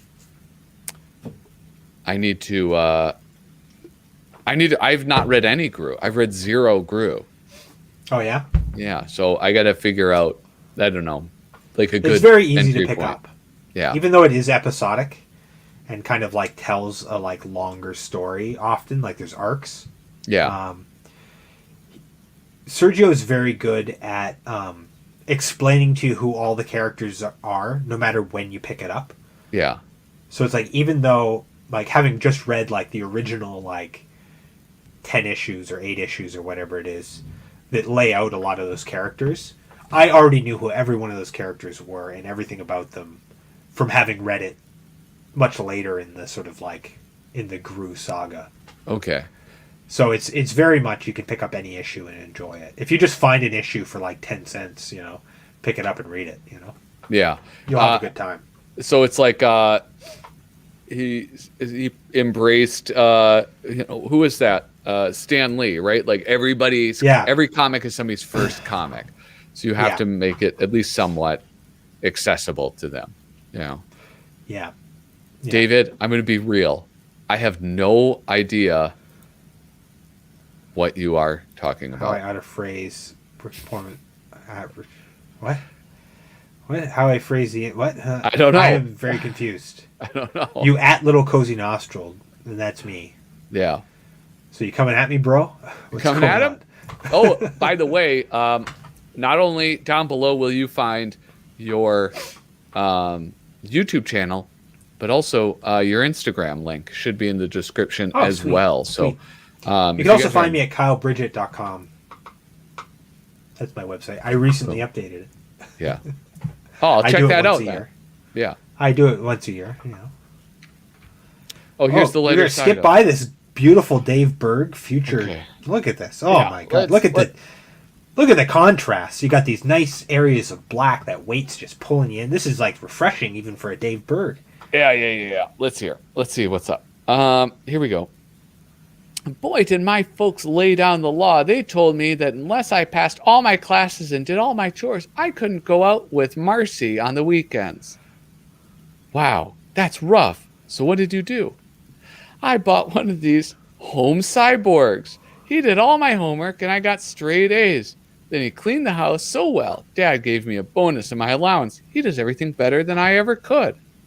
Cool. He sounds absolutely fantastic. Let me see him. You can't. He's out with Marcy. Don't laugh at Dave that. Berg. Oh, Dave Berg. He's such a delight. Don't encourage him. Oh my god, he's like the jolly centrist, you know. you, got, you gotta love Dave Berg. I don't know, you know, he's coming up with like how many jokes an issue. Yeah, nobody's I always asking enjoyed him to Dave do Berg it. on the. I always enjoyed Dave Berg on the rereads when I would go back and reread my old Mads. I had always skipped over Dave Berg the first time. You Yeah, know, I read him the second time and enjoyed him. yeah, I guess. I do like though that he ages 30 years when he has to say that Marcy's Well, Dave no. Berg is like recycling his old art all the time. Oh, really? Oh yeah. You I can guess. you can go look at, you can compare like different strips that he's done. And he's got all the same poses. You know, he just like obviously traces the character and changes the clothes and stuff. Yeah. So yeah, this is not good. Yeah. It is refresh. I was honest in how refreshing it is to see these nice area like dark areas, Yeah. like all this black. You don't normally see that in the lighter side. Like it's really gives it a lot of weight and contrast. And it's kind of neat. Yeah. But How about listen? Should we give him another chance? no, how about- let's just move on. I was totally faking my laugh the whole time you're reading that. I was like, I'm gonna laugh as convincingly as I can. It's not a particularly good one. I hate Berg's. I still drawings. stand by Berg. I Yeah. still stand by Berg. Yeah. I think it's good that his voice was in there. Yeah, but it was like, I like his weird humor. Yeah, I don't know. I could deal with the drawings. I'm the opposite way. I think that if his humor was better, I could deal with the drawings. You know, I mean, there's all sorts of artists who are not perfect, but whose writing or, you know, whatever else, I guess like style is so good that you can still enjoy it.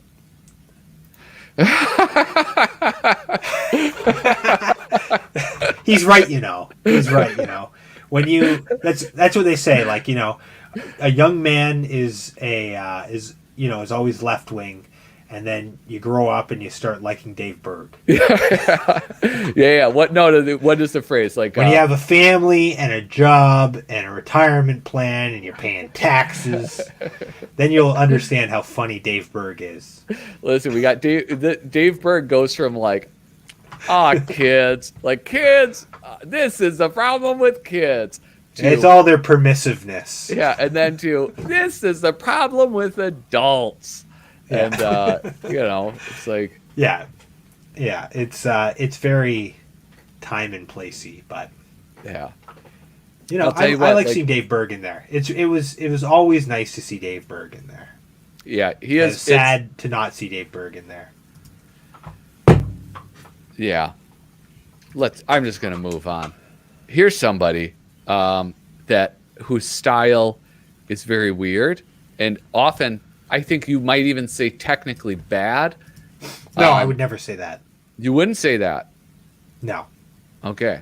Well, that's no. good. I mean, like, I really enjoy it. Yeah.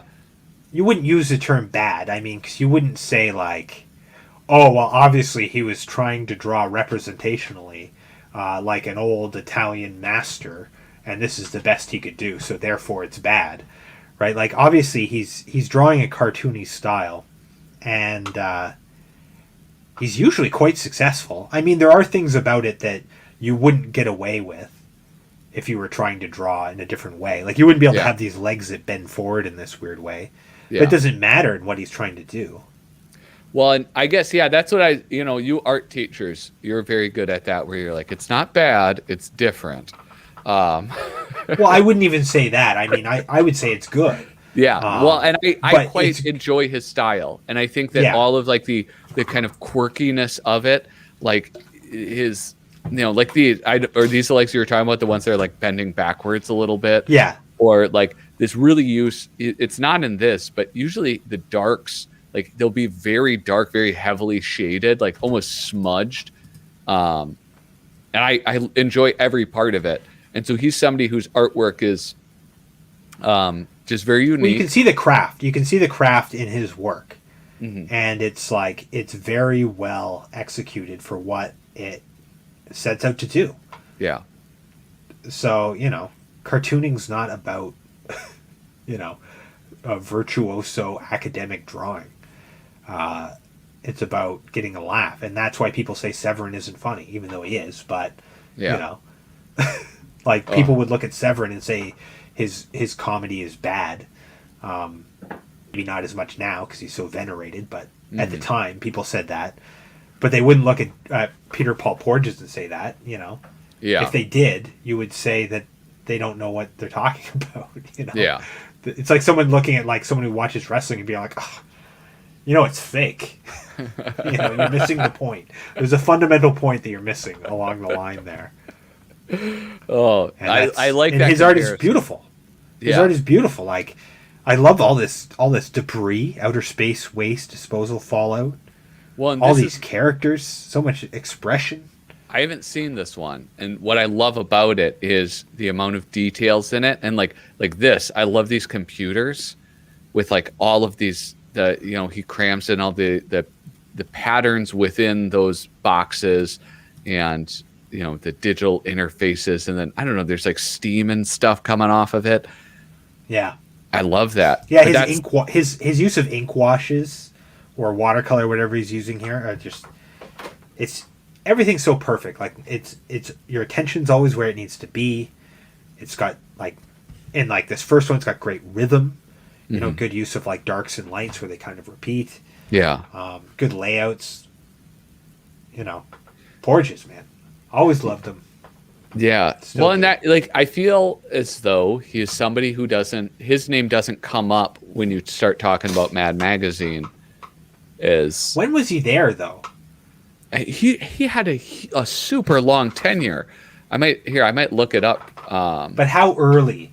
Because like a lot of people, like especially when I was like, 19, 20 and hanging out with like older people, like people who were like 10 years older than me, they were always saying like, oh yeah, no, Mad sucked when you were a kid. And it's like, actually, I'm pretty sure it was great. It was. Yeah. I found it very entertaining. So if he was around from like 80 to like 2010 or something, which would be a long run. No, he was from 66. Wow.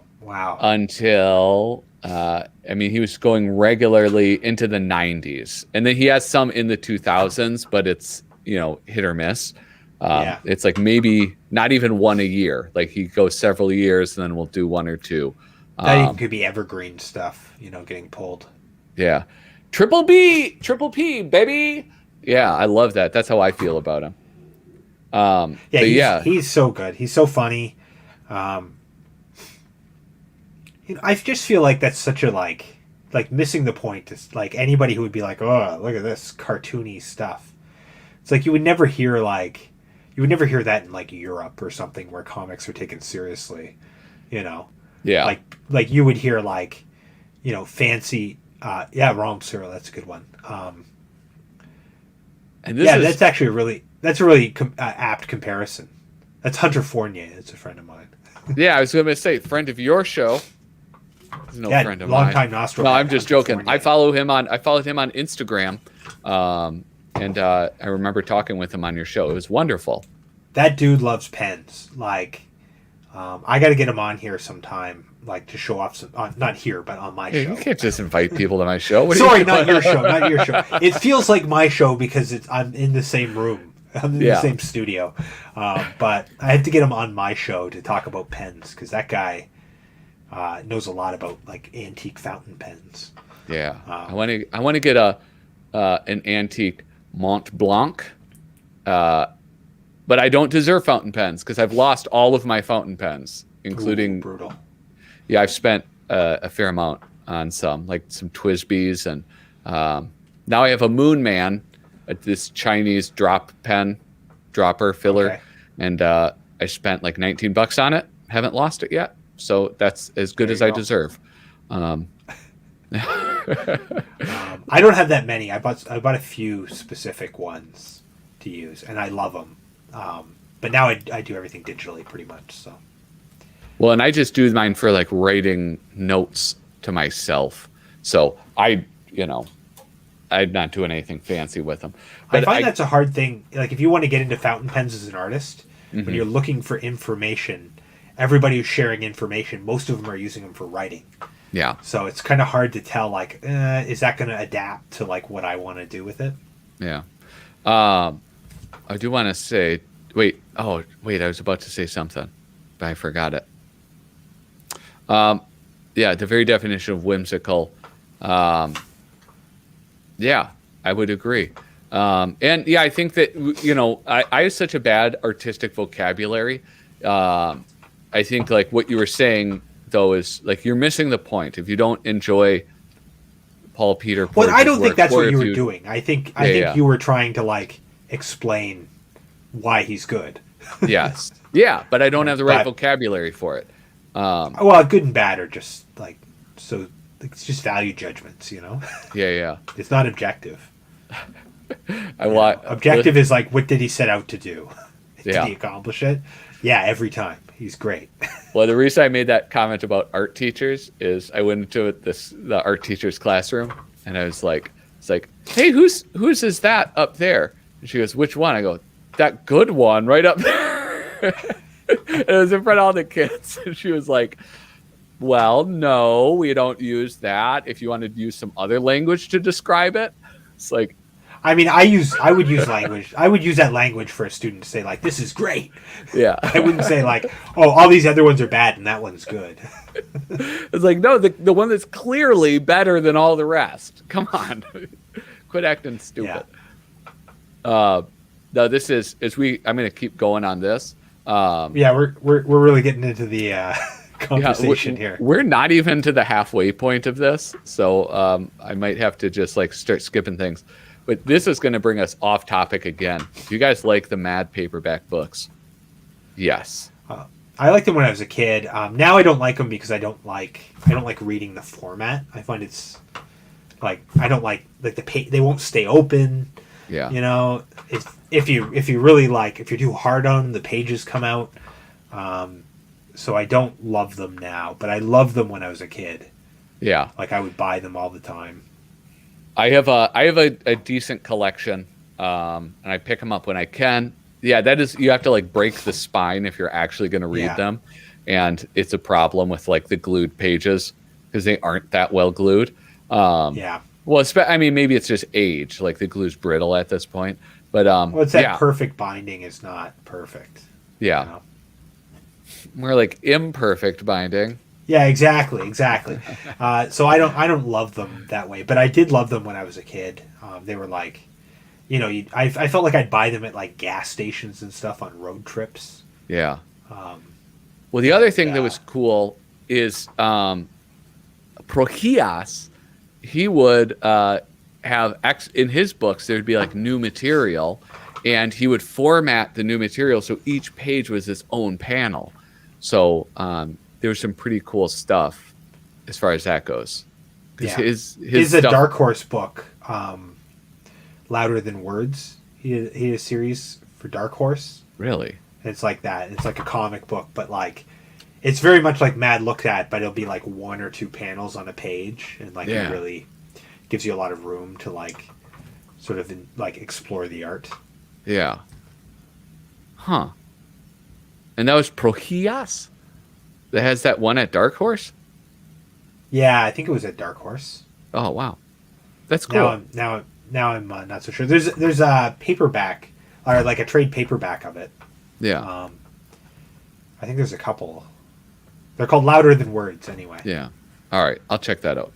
And this is like, that's very big. I don't know. His stuff to me doesn't work this big. I just like it in the more compact form. Read Louder Than Words and maybe you'll have a different attitude. But like that one in particular doesn't use the space well. Yeah. That might have been one that would have... I was talking about, you're talking about Aragones? I was talking about the Spy versus Spy. Prohias. Oh, Prohias. What am I thinking? I don't know. I was thinking of Sergio because he was right in front of us. Yeah. Yeah, I don't know if his really work full page. I didn't really read a lot of those Spy versus Spies. They're pretty neat. Just because I mean it's not a full page, right? It's like the paperback size, so I think it worked. I probably felt like I was being ripped off at the time, actually, like not getting a full comic on each page. I would have been aware, like, oh, if this was all mad reprints, I would have like 50 Spy versus Spies instead I have 3. Yeah. I would have been aware of that. Yeah. For sure. Man, you were a weird kid. Yeah, I was, definitely. There's no way I would consider it like that. Like, I'm being ripped off here. Well, I never had a subscription, so like for me, I mean, I had to like negotiate every issue with my parents. I mean, they always bought it, but like, if it was at like a gas station, like I said, there was like 4 paperbacks to choose from. Yeah, I was only getting 1. Like I was spoiled in the sense that I was getting 1, but I was never going to get 4. Yeah. So like I would have thought of that and been like, this. I get more Spy versus Spy than every single issue that I do in this paperback. Better to get a snappy answers to stupid questions. Get 3 jokes on every page. Yeah, you get that vaudevillian, sense of humor. Got beautiful George Woodbridge, right? Yeah. So, you can always tell because he always does these sort of like chubby faces. Yeah. Which I don't know. I'm very amused by. I'm not going to really read any of these though because it's so dense. Is that okay? I'm just going to sort of move a little faster through this so we can see more of it. Sweet. I might run and take a pee actually, so maybe you can take that opportunity to like flip through a little faster. Yeah. I meant to have one before, but then before the show, but we started talking about Cuba and like Nazis in Canada and stuff. And then, yeah. Okay. Not since you brought it up. There's a whole colony of Nazis in Canada. Everybody. Well, I mean, they're not.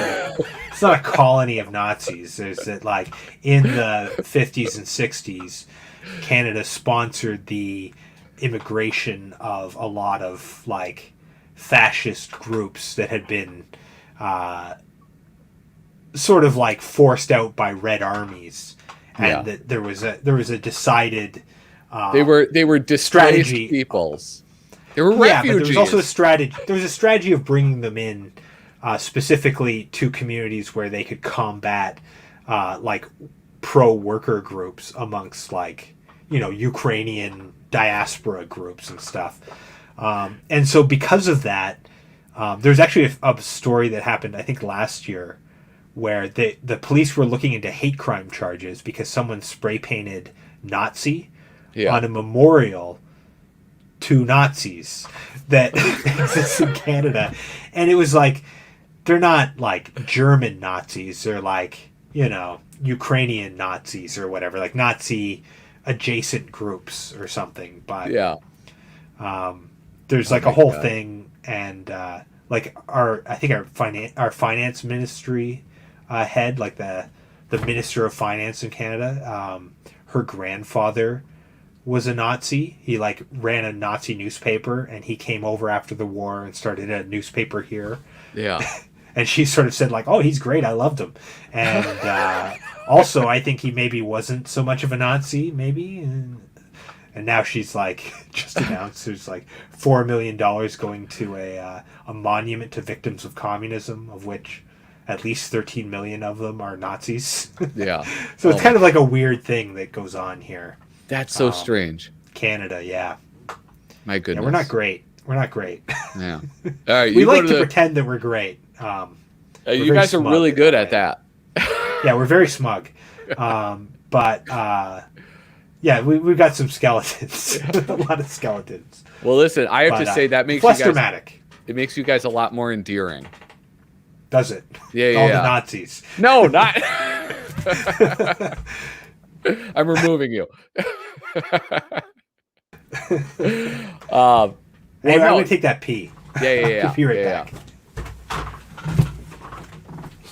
I cannot see diaspora in Canada.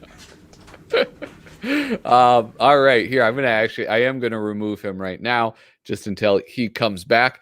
Hey, yeah, I don't know if you guys know this, but Kyle Bridgett, if you're just tuning in, if you didn't get the initial plug, Kyle Bridgett has a YouTube channel. You can see the link down below. The Nostril Zone. He does live drawing.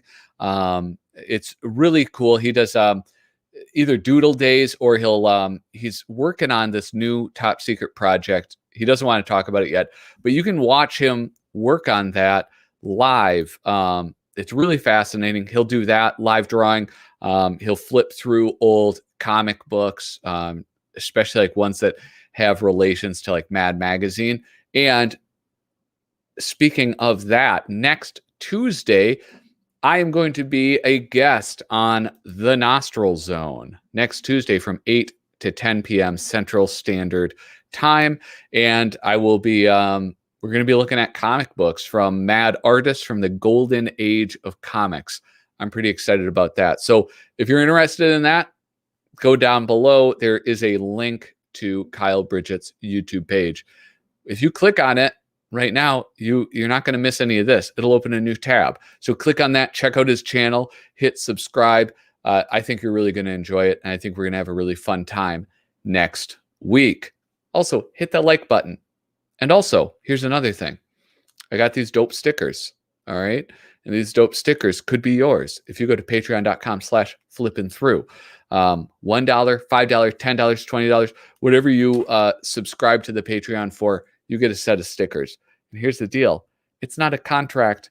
You can cancel your Patreon after a month. No harm, no foul. All right. It's a deal. It's a transaction, basically. So patreon.com/flippinthrough. Hey.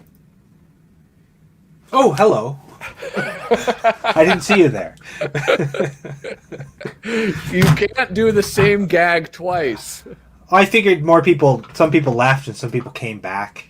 I think it was a gamble. It's called callback. Yeah. Now, listen, this is something. Wait, what was I going to do? Oh, geez. Plaint.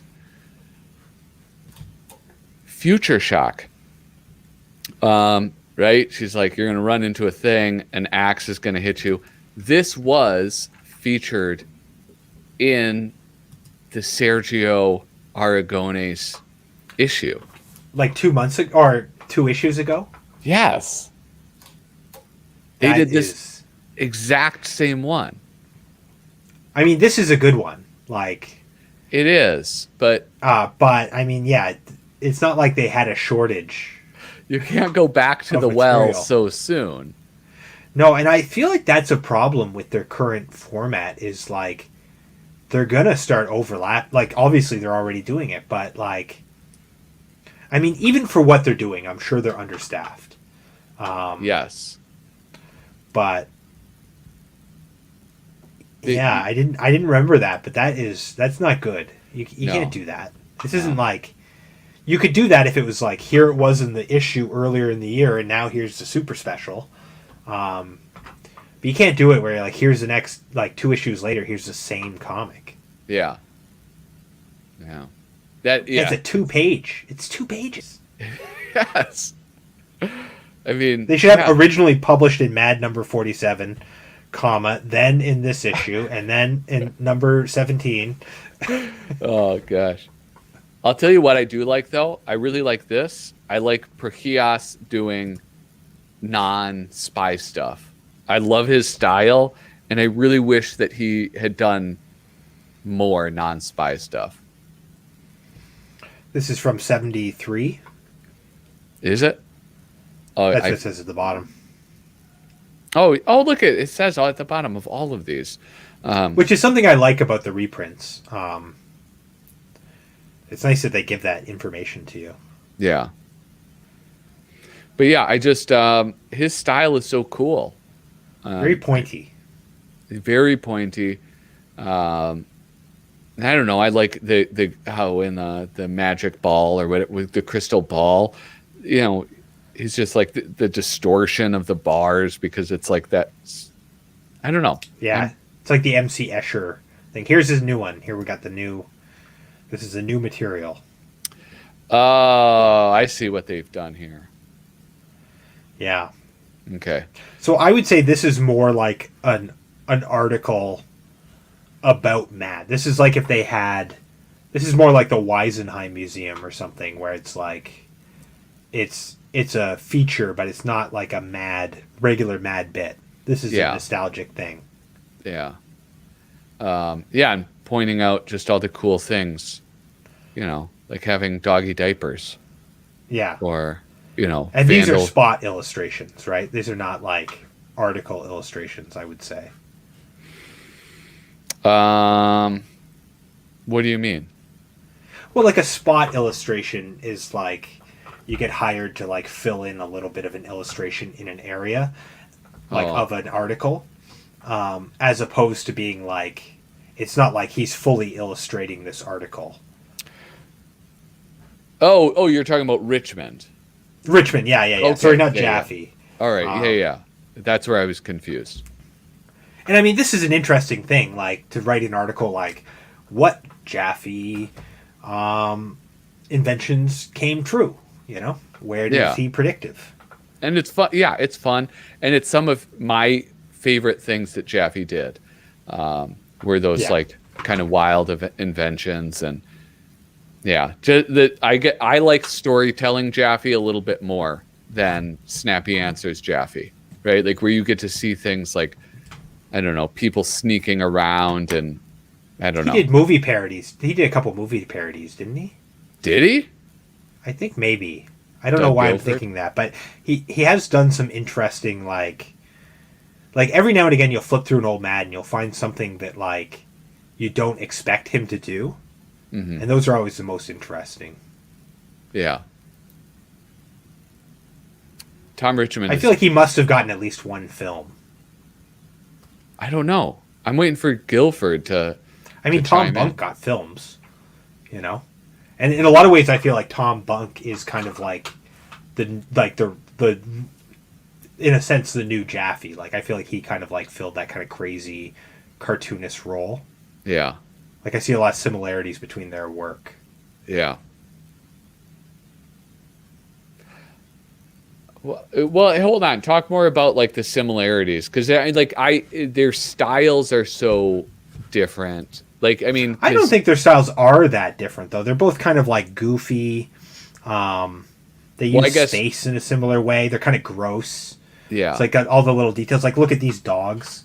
Like none of these dogs are like handsome dogs. They're all like you can see their like you can see their butthole and like they've got little hairs sticking off and like you know Yeah. you see the kid and the kid's like leaking and like Oh they've got a yeah. similar anatomy to their characters.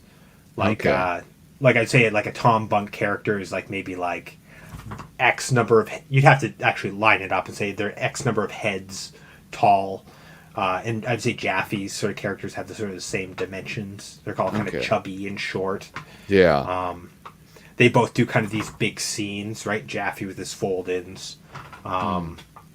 They've got this sort of line and sort of, but combined with painterly style. I see a lot of similarities between their work.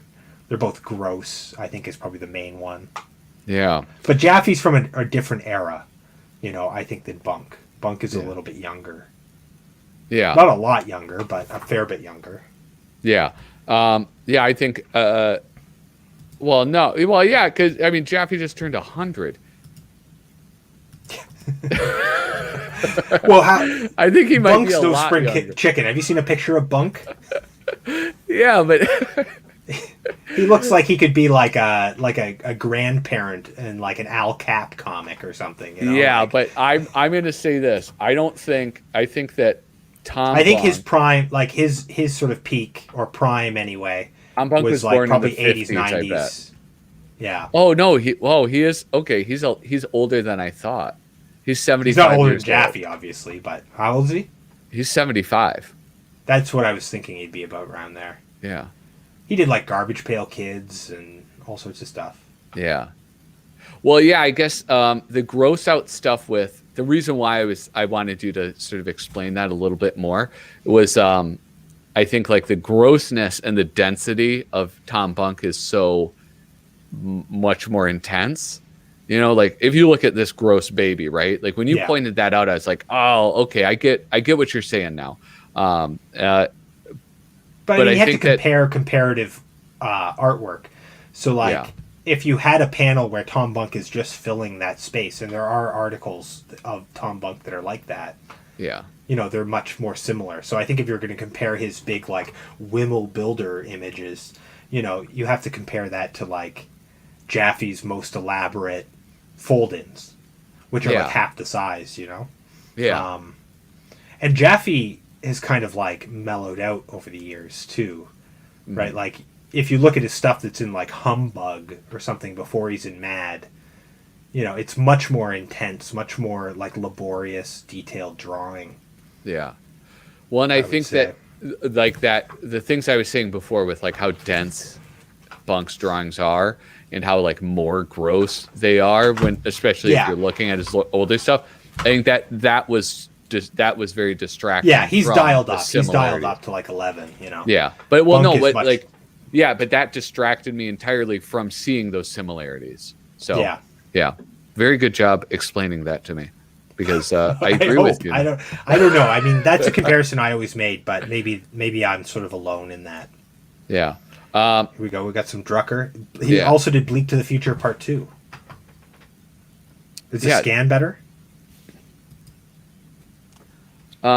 No, I mean like it's exactly what you were saying. Like even in these, now I'm looking more in the blacks. I was looking in sort of like the lighter shades where it's like it didn't get picked up, but in the blacks, there's more of what you were talking about, where you can see the Like variation. in those trees, you can see the different markers and like, or brushes or whatever you use. You can see the Yeah. grays, and then you can see the fine pen, and then you can see these rough like darks. Yeah, Yeah, it feels like they probably like scanned the originals and then had to like tweak them or something. I don't like. I've never noticed that in Drucker's stuff before. no, and I this is very interesting to me. Is off-putting as like reusing that the Aragones piece is. I'm now actually very fascinated with how they're making copies of this other stuff, and it's very interesting to be able to see things like that. Yeah, that Yeah, like artists. I'm very interested when you flip the page. Um, Jaffer wrote the bullet spoof, but I don't think he illustrated any spoofs. Yeah, yeah. I want I'm to hit sure up. he did have articles that were different from the like big three that you think of them as. Yeah. Oh yeah. Oh, shout out to Ed Meisinger. Ed, thank you. I'm glad you could join the live stream. Demir Irvin, listen, I think next Friday, I'm going back to Spy vs. Spy. Oh yeah, that's where I know that name from. Yeah. Oh, This God, is you the guy you who, are a masochist. yeah, who held my hand through the first two levels, but we're gonna make it all the way through. I love the line work on these little like flying bicycles over the moon. Where do you see this? What page are you on? Oh, I'm on the same page as you, middle of the page, right hand side. Oh, yeah, yeah, yeah. You can see all the little lines that are made. They're like little scribbles. Yeah, and I can't imagine that it looked. I can't imagine that that's what it looks like in the origin or when it was first published. Bobby Weigel, hold on, I'm shouting people out more. Bobby Weigel, great to see you, man. Glad you could stop by. Jaffe drew the spoof of American Gladiators, and that's probably see? more of a story. That's more up his alley. Yeah, yeah. Yes, Jaffe did some TV. Doug Guilford coming Yeah. through. Yeah. Ed, my singer. Oh, Sketchy works. we got a Trump on the next page. Sorry, I skipped ahead of page. Got a Trump cameo. Where? Oh yeah, there he is. Look at. Isn't that funny? I mean, honestly, I think he may, as a personality, appeared more in Mad Magazine than. I don't know. I'm going to say something possibly patently false. Appeared more often than anybody else. I mean, it's the number of issues that I go through, and it's like, there he is as a pop culture reference. Now, for sure. Well, yeah, yeah, It was like whole issues, basically, just him. yeah. But I mean, even but, before that, like in the 90s and 2000s, he was Yeah. making a lot of appearances. He was even in an issue of Hup. Crumb did like a whole comic with Donald Trump in it. So it's like Yeah. he was a big cultural figure, you know? Yeah. even before he was like a global figure. Yeah. But there, yeah. This looks great. This looks great in digital. I don't know how it looks on paper, but like what? those scans that you're complaining about look great on the digital copy. Really? Yeah. That's very interesting. Well, you got to get a paper copy of this when you're allowed to go to the store again. It's hard. I don't know a way to get it. My comic store I think only gets a few copies, and And they get you snatched can't really up. browse there anymore. Maybe, I don't know. Hey, how But about they take this? a while to get here to Canada. It's always late. Yeah. Hey, how about Paul Coker Jr., man? You better have nice things to say about him. I have nothing bad to say about Paul Coker Jr. or Paul Coker. I think it depends on when in his life. Yeah. You, When his dad he's signing died. it. Yeah. Yeah. But yeah, great great arrangement of elements. You know, like the figure is always the like perfect size for the panel, Yeah. and like the grays play off of each other well. You know, what's he using? Like maybe like 3 different shades of gray and white plus Yeah. black. Yeah. And Yeah, it's very like, nice. he's Beautiful, great, man. beautiful work. And I didn't know, I learned kind of recently that he was doing, what was that? Somebody in the chat will know. It's the guy he did all the character design for like Frosty the Snowman and all of those sort of claymation stop motion That movies. Rankin Bass. Rankin and Bass. Yeah. Yeah, he was a character designer for those. Interesting. Yeah. And yeah, here we go. The inventions that we'd like to see. Oh yeah, look at this is exactly what you're talking about, right? Like this nasty kid with just a panel crammed with things on page 38. He's got dog poo on his shoe or something, and you know, rotten apple can't even really core. getting close enough to see this on this, but Yeah. he's got Shed Up magazine with tits and nipples on it. Yeah, man, that was crazy. That was young me was like, oh dang, did I just become a man?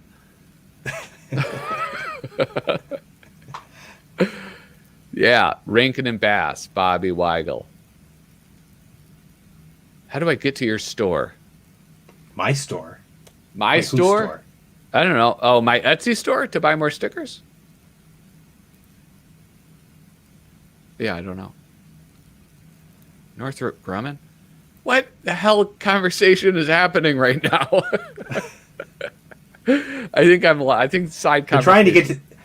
Obviously, some sort of weapons dealer from Northrop Grumman is like trying to do some direct marketing in your comments. Oh, Sell some drones. Kyle's store. Yeah. I don't really.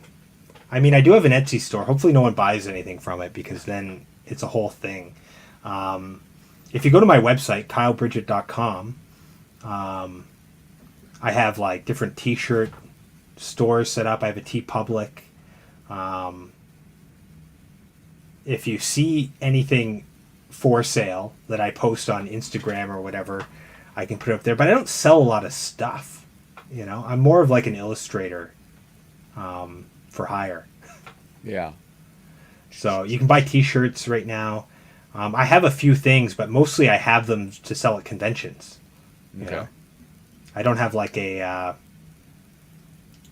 real store set up. Yeah, if you go to his website, kylebridgett.com. Oh, great, an ad. Yeah, look at this is all the TeePublic stuff. Some of his beautiful artwork. Yeah. Mostly people just buy the Shrimpin' Ain't Easy shirt. I've sold like hundreds of those. For real? Yeah, I always get like a message saying like you made a sale on TeePublic, and it's almost like 99% of the time it's that Shrimpin' Ain't Easy shirt. Yeah. And I get $2. Oh, that's funny. But I like it. It goes to my PayPal, and then I go buy comics. Yeah. Nice. Yeah. All right. So I'm going to keep moving through here, but yeah, it's like chock full. All of these like wonderful inventions. That I mean, like, I don't know. Is he famous for? Is that fair to say? What, Jaffe? Yeah. Yeah, I'd say that's probably the thing he's probably most famous for after the fold-ins. Yeah. I think. Oh yeah, I always forget about the fold-ins. When was this printed? But yeah, this one's especially sexual. You know, for underage R and X-rated moviegoers. I like how he drew like a 7-year-olds. It's like so disturbing. He was probably doing like men's magazines and stuff too. Yeah. Back in the day. And here's the famous, I don't know, is it that famous, the six-fingered hand?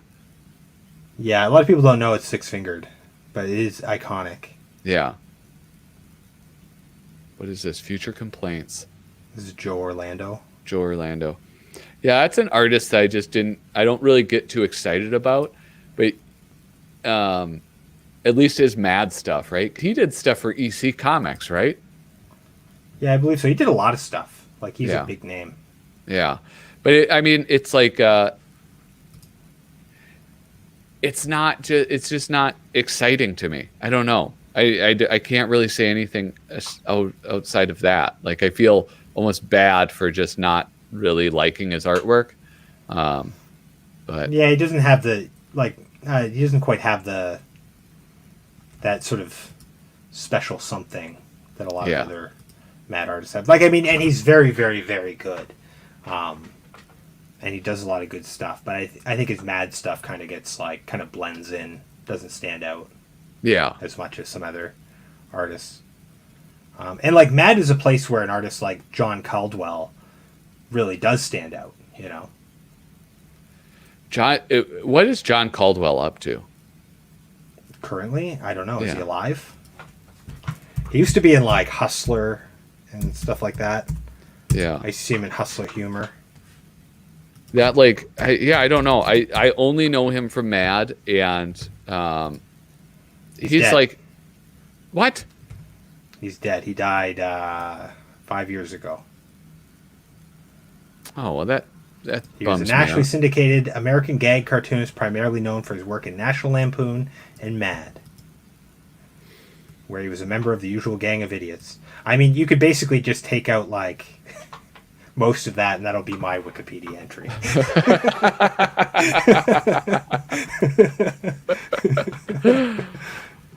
Following that, the Comics Reporter described him as having one of those prolific, successful cartooning careers of the late 20th century. I can believe that. Yeah, look at everybody knows but me. What the hell? I didn't know. I know he died at age 69 though. Nice. Actually, very sad. Very sad, actually. But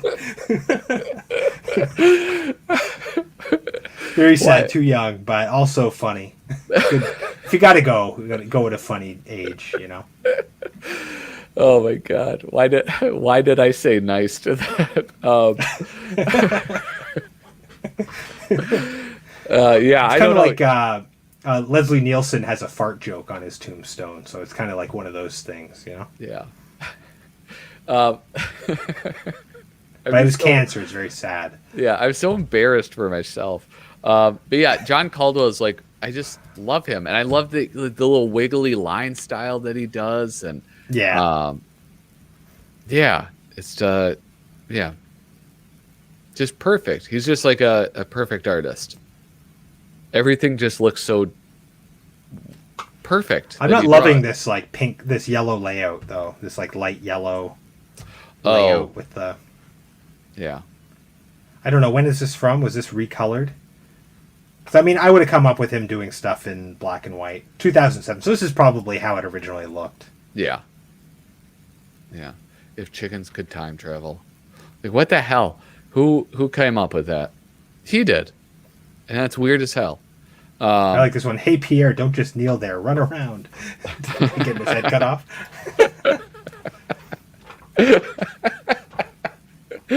I definitely pitched Matt a joke where it was revolutionary chickens, and they were like using a guillotine and then running around.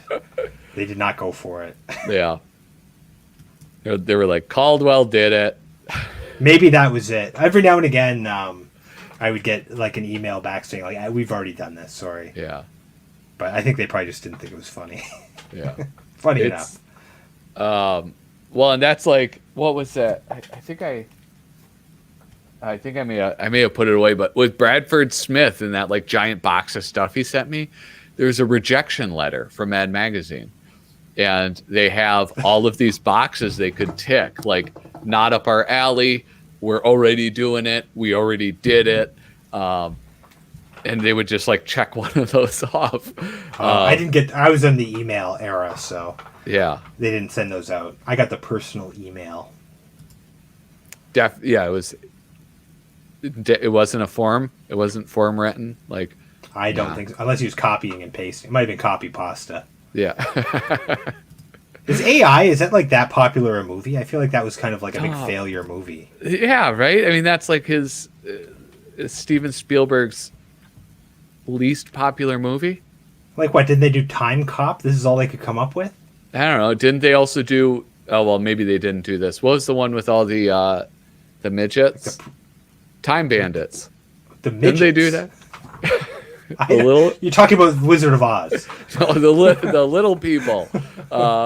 Time Bandits, right? Terry Gilliam. Didn't they do that one? Did they? I feel like that would be an even worse choice. That's even less known. You think there would be something else like future-wise? Yeah. Terminator. Do a Terminator, you know?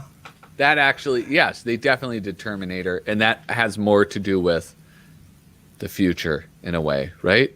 I feel like they're trying to they want to get as much like more Drucker in there. They're obviously like really focusing on like trying to get certain artists in there every time because now they can again, right? So. Yeah, that is true. I could see it.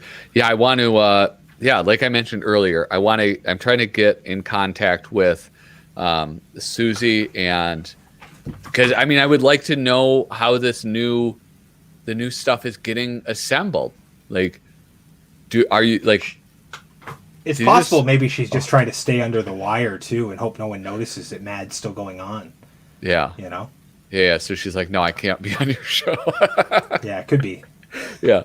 Or maybe she's just too busy like doing every job at Mad and like being the only employee or something. Yeah, she's probably has like no time. I mean I cannot imagine that what she's doing now is an easy thing to undertake. I would have dropped the ball by now for sure. I would have been like, I walked out for sure. Yeah. Well, and they have like a skeleton crew. I think it's she wasn't hired to be the editor. Yeah. She was hired to be like this assistant art director or something like. And now she's like running it like after like a couple years. Yeah. And there's crazy. No one else works there. Basically. Uh-oh. You're gonna get canceled for saying midget. Kyle said it. I was thinking that. I was quoting you. I was quoting you. That was, you can't blame me. It's like if you're doing a reading of Huckleberry Huck Finn. You can't it's not a gamer moment. It's allowed.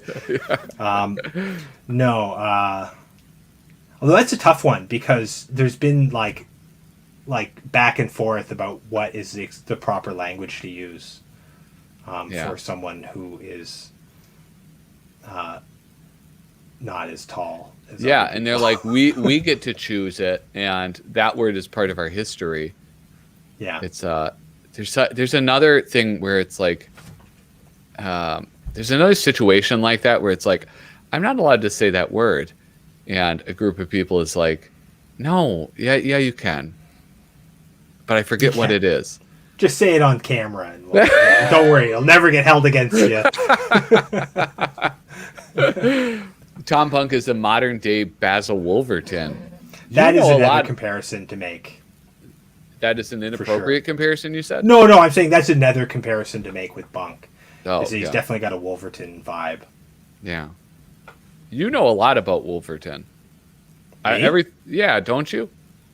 I don't know a ton. I know a bit. Oh, okay. I've read a fair bit of Wolverton. Everything I've learned about Wolverton I've To learned. me, the most interesting thing about Wolverton is that the brewery that I'm on the design team of, my sort of director at that job, grew up in a cult of which Basil Wolverton was like esteemed elder in. Really? Yeah, and so he grew up reading like all this like this religious propaganda that was illustrated by Basil Wolverton. Oh my gosh. And like Yeah. it was done in not his style, presumably. No, there's a Like, book I mean, called it's- the Wolverton Bible Yeah. you can get, and it's just all of his religious drawings, and he was Is it kind of like- like they were a bit like Jehovah's Witnesses, Okay. in that sort of sense, where they had media, and he did all of the artwork for it. Or is it like Chick Tracks? No, it looks like Basil Wolverton. It looks like you're reading Space Hawk or Yeah. Powerhouse Pepper or something. All right. Well, now I'm More ready like to- Space Hawk because it's more serious. There's not a lot of humor. The Wolverton Basil Bible. Wolverton Bible. Oh, look, it came up. Google knew what I It's wanted. really nice. It's a nice book. Great artwork. Oh, look at they have foreign language ones that are cheaper. Is that the It one? actually would be worth it if you're not interested that much. Like if you're just interested in the art, Yeah. it's because it's not like the text isn't built into the artwork. Yeah. It's like as you read through. So the religion he was in was really big into, like the Old Testament and Revelations, and so that's mainly what he illustrated. So as you're reading through the book, it's like the illustrations are put in order, and there's descriptions of what's happening in the illustrations. Yeah. So if you have a Bible already, Yeah. I think they use the King James. Then you can King James. You can easily follow along. Well, I mean, I think there's some good qualities to King James. The language is flowery and fun. Yeah. You don't. The get Bible that if you're wasn't reading supposed to an be NIV. fun. All right. If God Well, wanted it's the fun. Bible to be fun, It's fun he would because have it's put in that dinosaurs in romantic it. language. Yeah. It's got a much more like almost like a shared Shakespearean language to it. Yeah. So there's something about that. No, know what this would go nice next to is my Robert Crumb Genesis. They are interesting companion books, and they're very interesting to compare. And I think Crumb even brings it up in an interview where he gets compared, is that Basil Wolverton is a believer. And so when he's illustrating it, there is a religious motivation to it. Whereas when Crumb is doing it, he's not a believer. Yeah. And so he's doing it not as a takedown, but he's like following the text, and he's interpreting it as someone who doesn't believe that it is the word of God, even though he venerates the text. Yeah. That's That's what it's a I very thought. different approach.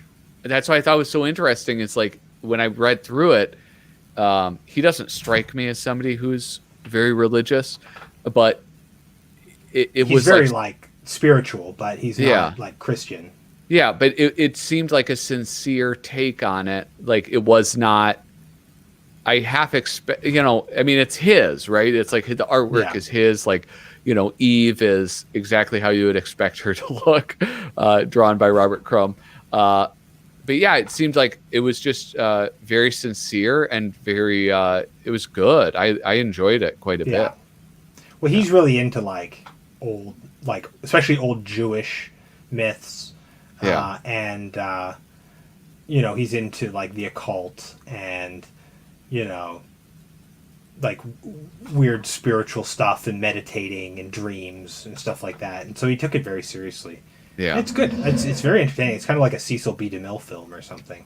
Yeah. All And right. he used a mix of books to get the language. He used the King James in that as well for parts. Yeah. And it's like all hand lettered and stuff. Is All right. really What's cool. my horoscope? I'm Pisces. Oh, horoscope. You're a Pisces. All right. What is a Pisces? What does that mean? Where's the P? Here we go. It's the last one. Yeah.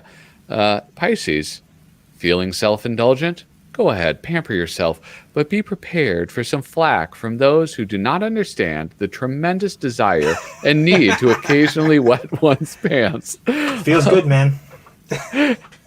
Look for a letter in the AM to bring you bad news, and look for those misplaced cold cuts underneath your living room sofa. That is as accurate as any horoscope I've ever had. I'm not going to comment further, but All right. How about this? Taurus. That's what I am. is that you? Yeah. That's my moon. I got a moon in Taurus. No, I don't know. Wait, what does that mean? Oh, you have like your sun sign is Taurus, and then you have a moon sign that's tied to like the day and the time you were born. Oh, so you actually like, know this stuff. You get your sun sign from your father and your moon sign from your mother, and they kind of have an interplay in your character. Okay, well, I will have to figure this out. You need an astrolabe to figure it out. All right. I am May 20th. That's my birthday coming up. Oh, that's cool. You're right at the end. I'm right at the beginning of mine. Yeah. Problems at work? The president of your company wants very much to have you fired. Your immediate supervisor, however, strongly disagrees. He wants to have you killed. Door-to-door work is your best bet, but beware. As your efforts meet with big frustration, your wife meets with a bigger man. Lift from the knees. Well, John Sakara. This is really good. Not from 81. I like this. So this was colorized, and I think they did. Yeah. I wonder if it was laid out like this originally. Oh yeah, I don't know. I like it though. I like it. Yeah, very funny. Yeah. Today's birthday. Sakara's funny. There's a party planned for you tonight. Act surprised. And then here we have the what do you call it? The fold-in. The fold-in. Right before we get to the fold-in, I just want to point out they've got some strip club reprints. So this gives me hope. This gives me hope that I could actually end up in another Mad issue. Oh, that'd be awesome. I think I have like 3 or 4 strip club submissions.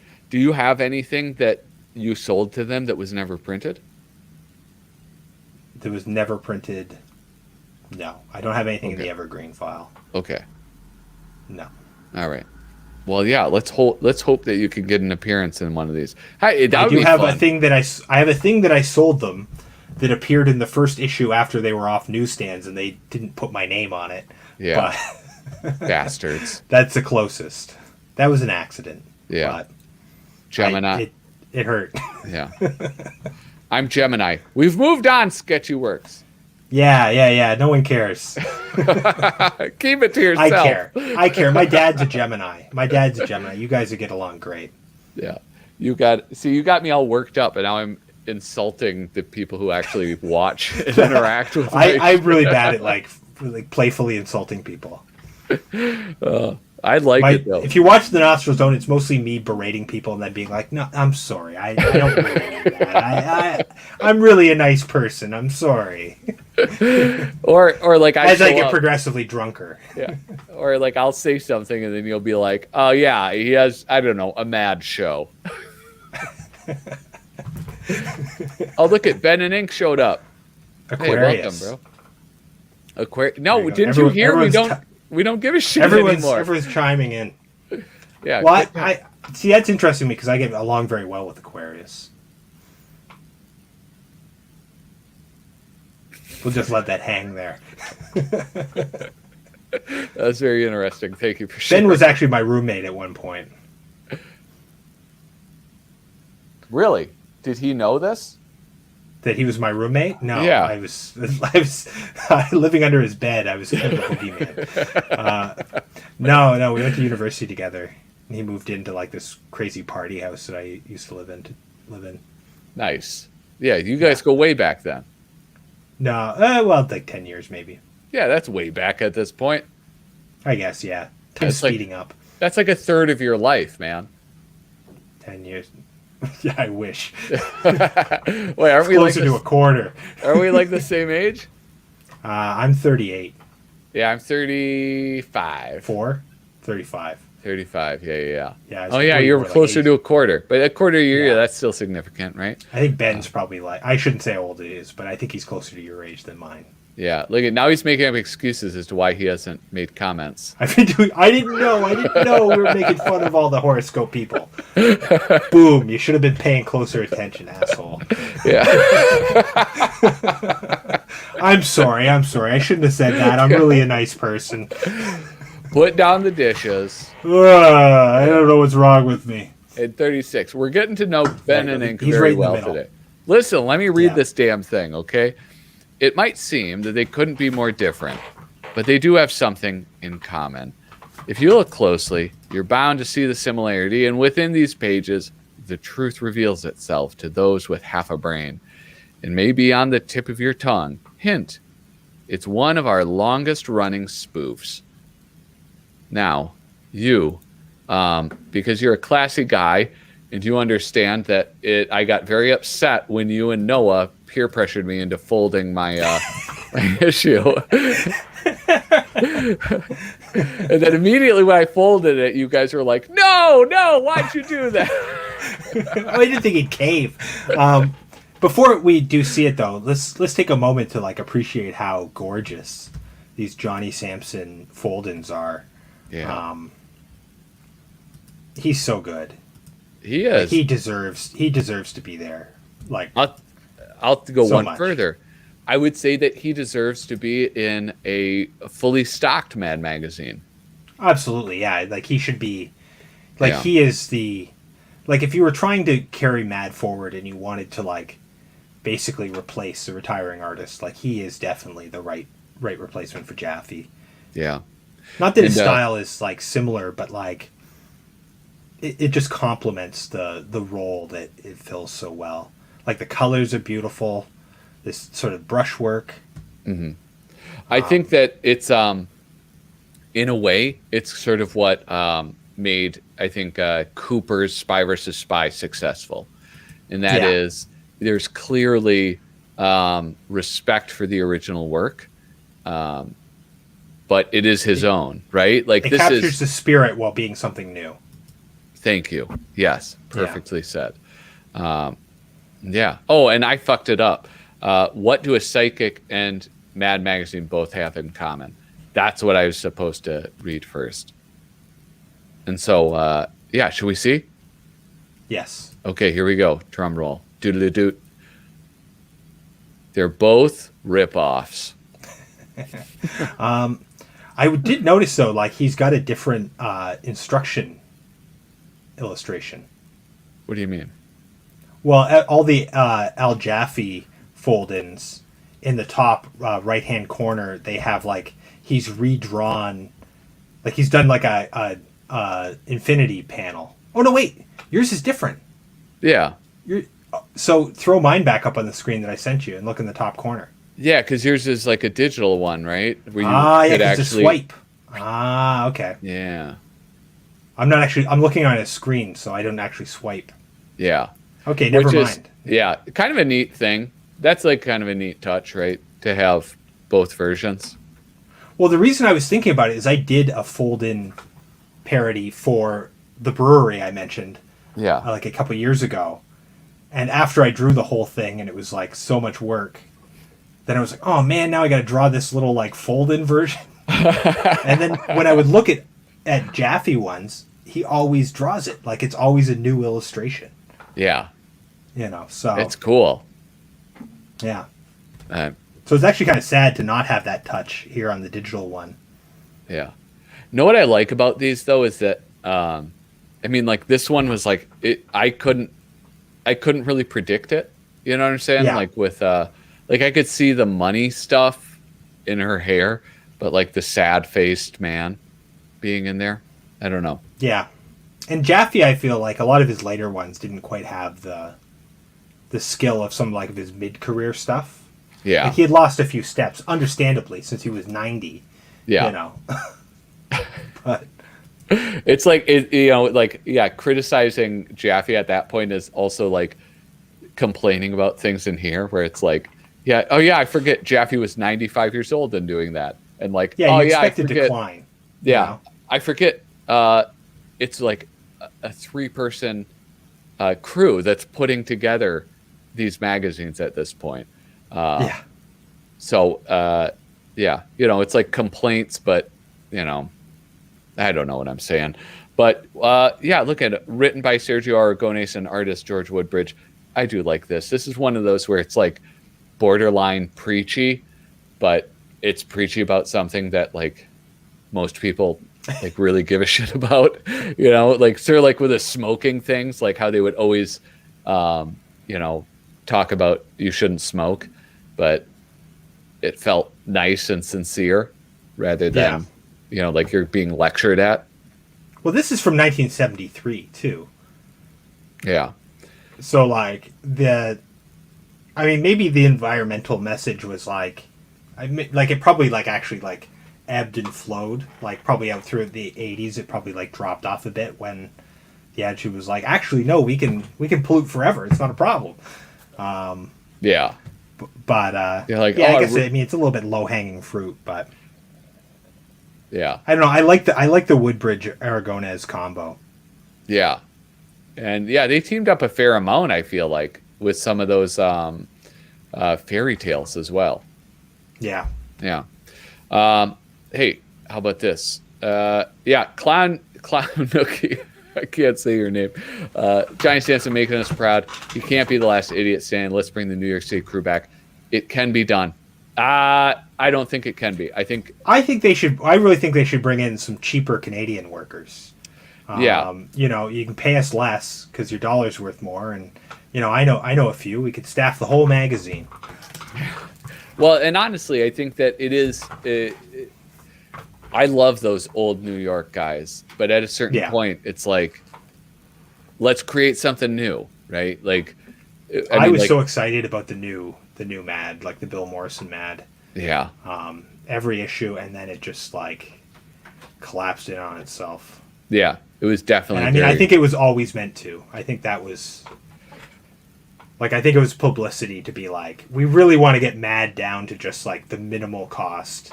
Yeah. And enough so that it just makes a little bit of money and we don't care about it. And so I think they made a big show of like, we'll get them all over here and then get rid of them. Yeah. Yeah.